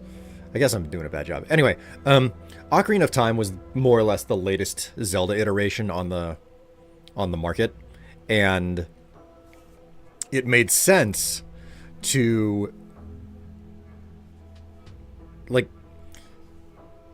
Zelda doesn't really have a timeline, but of course fans are going to try to make a timeline of their own, and that was definitely the case back in the day whenever we had our first desktop computer.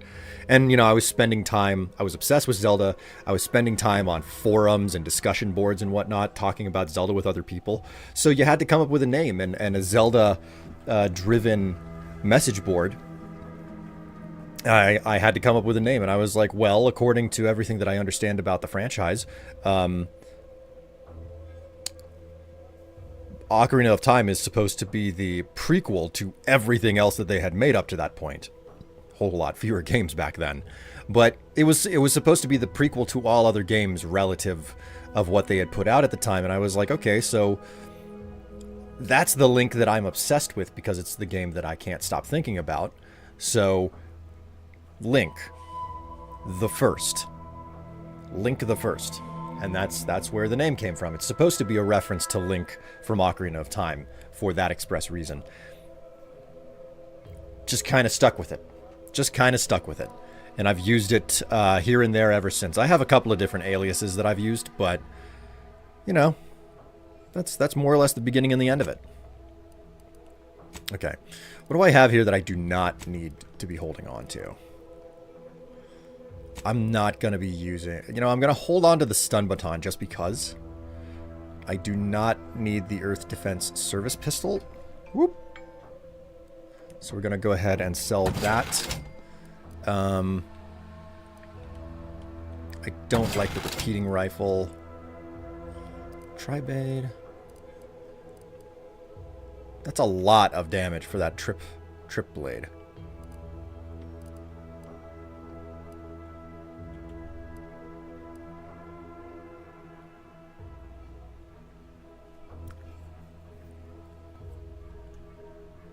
I don't really care for the rifles again.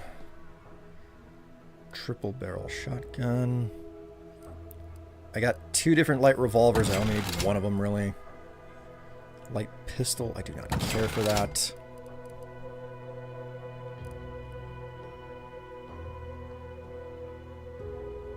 Thank you. Hey, listen. Yep. Good old Navi. Monocular target finder. How fun. I'll have to go through all of that at another point in time.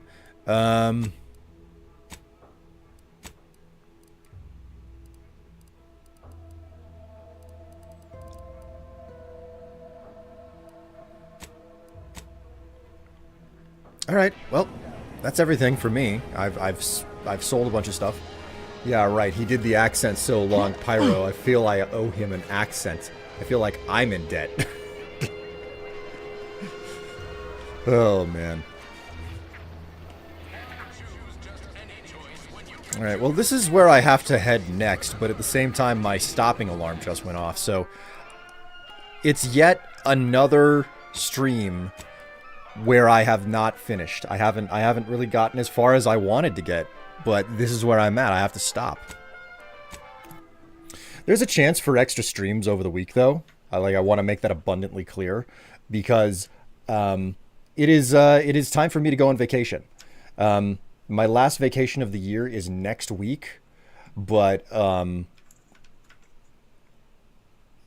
because of the nature of my job, I am cashing in the rest of my my time off, like my sick days, etc. I hold back. Like I don't just blast through all of my sick days and everything right away. So what I do is I hold on to them. I try not to use them as much as possible all year. Come on. There we go. Gotcha. I do my best not to like blast through my sick leave. And what ends up happening is I typically have some left over before my final vacation of the year. So what I do is I spend the rest of my vacation, my sick days, right before my last vacation. And this time around, it means that I'm going to be off starting Wednesday. Yeah, Wednesday is the first day that I stop going into work, and then I will not return to work until it's December. So I've got time off coming to me. It's time for my big vacation. So come the 19th, I don't have to worry about what I do to make a living for a hot minute. Oh, wee.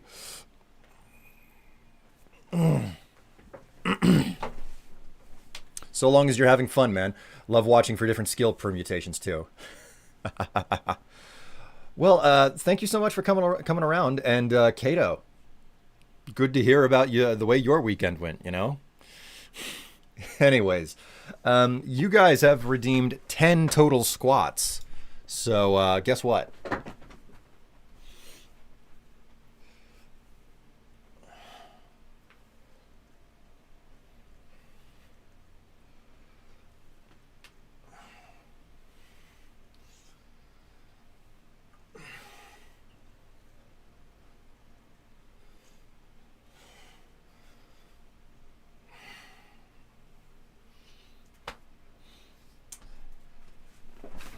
Ten squats, all done.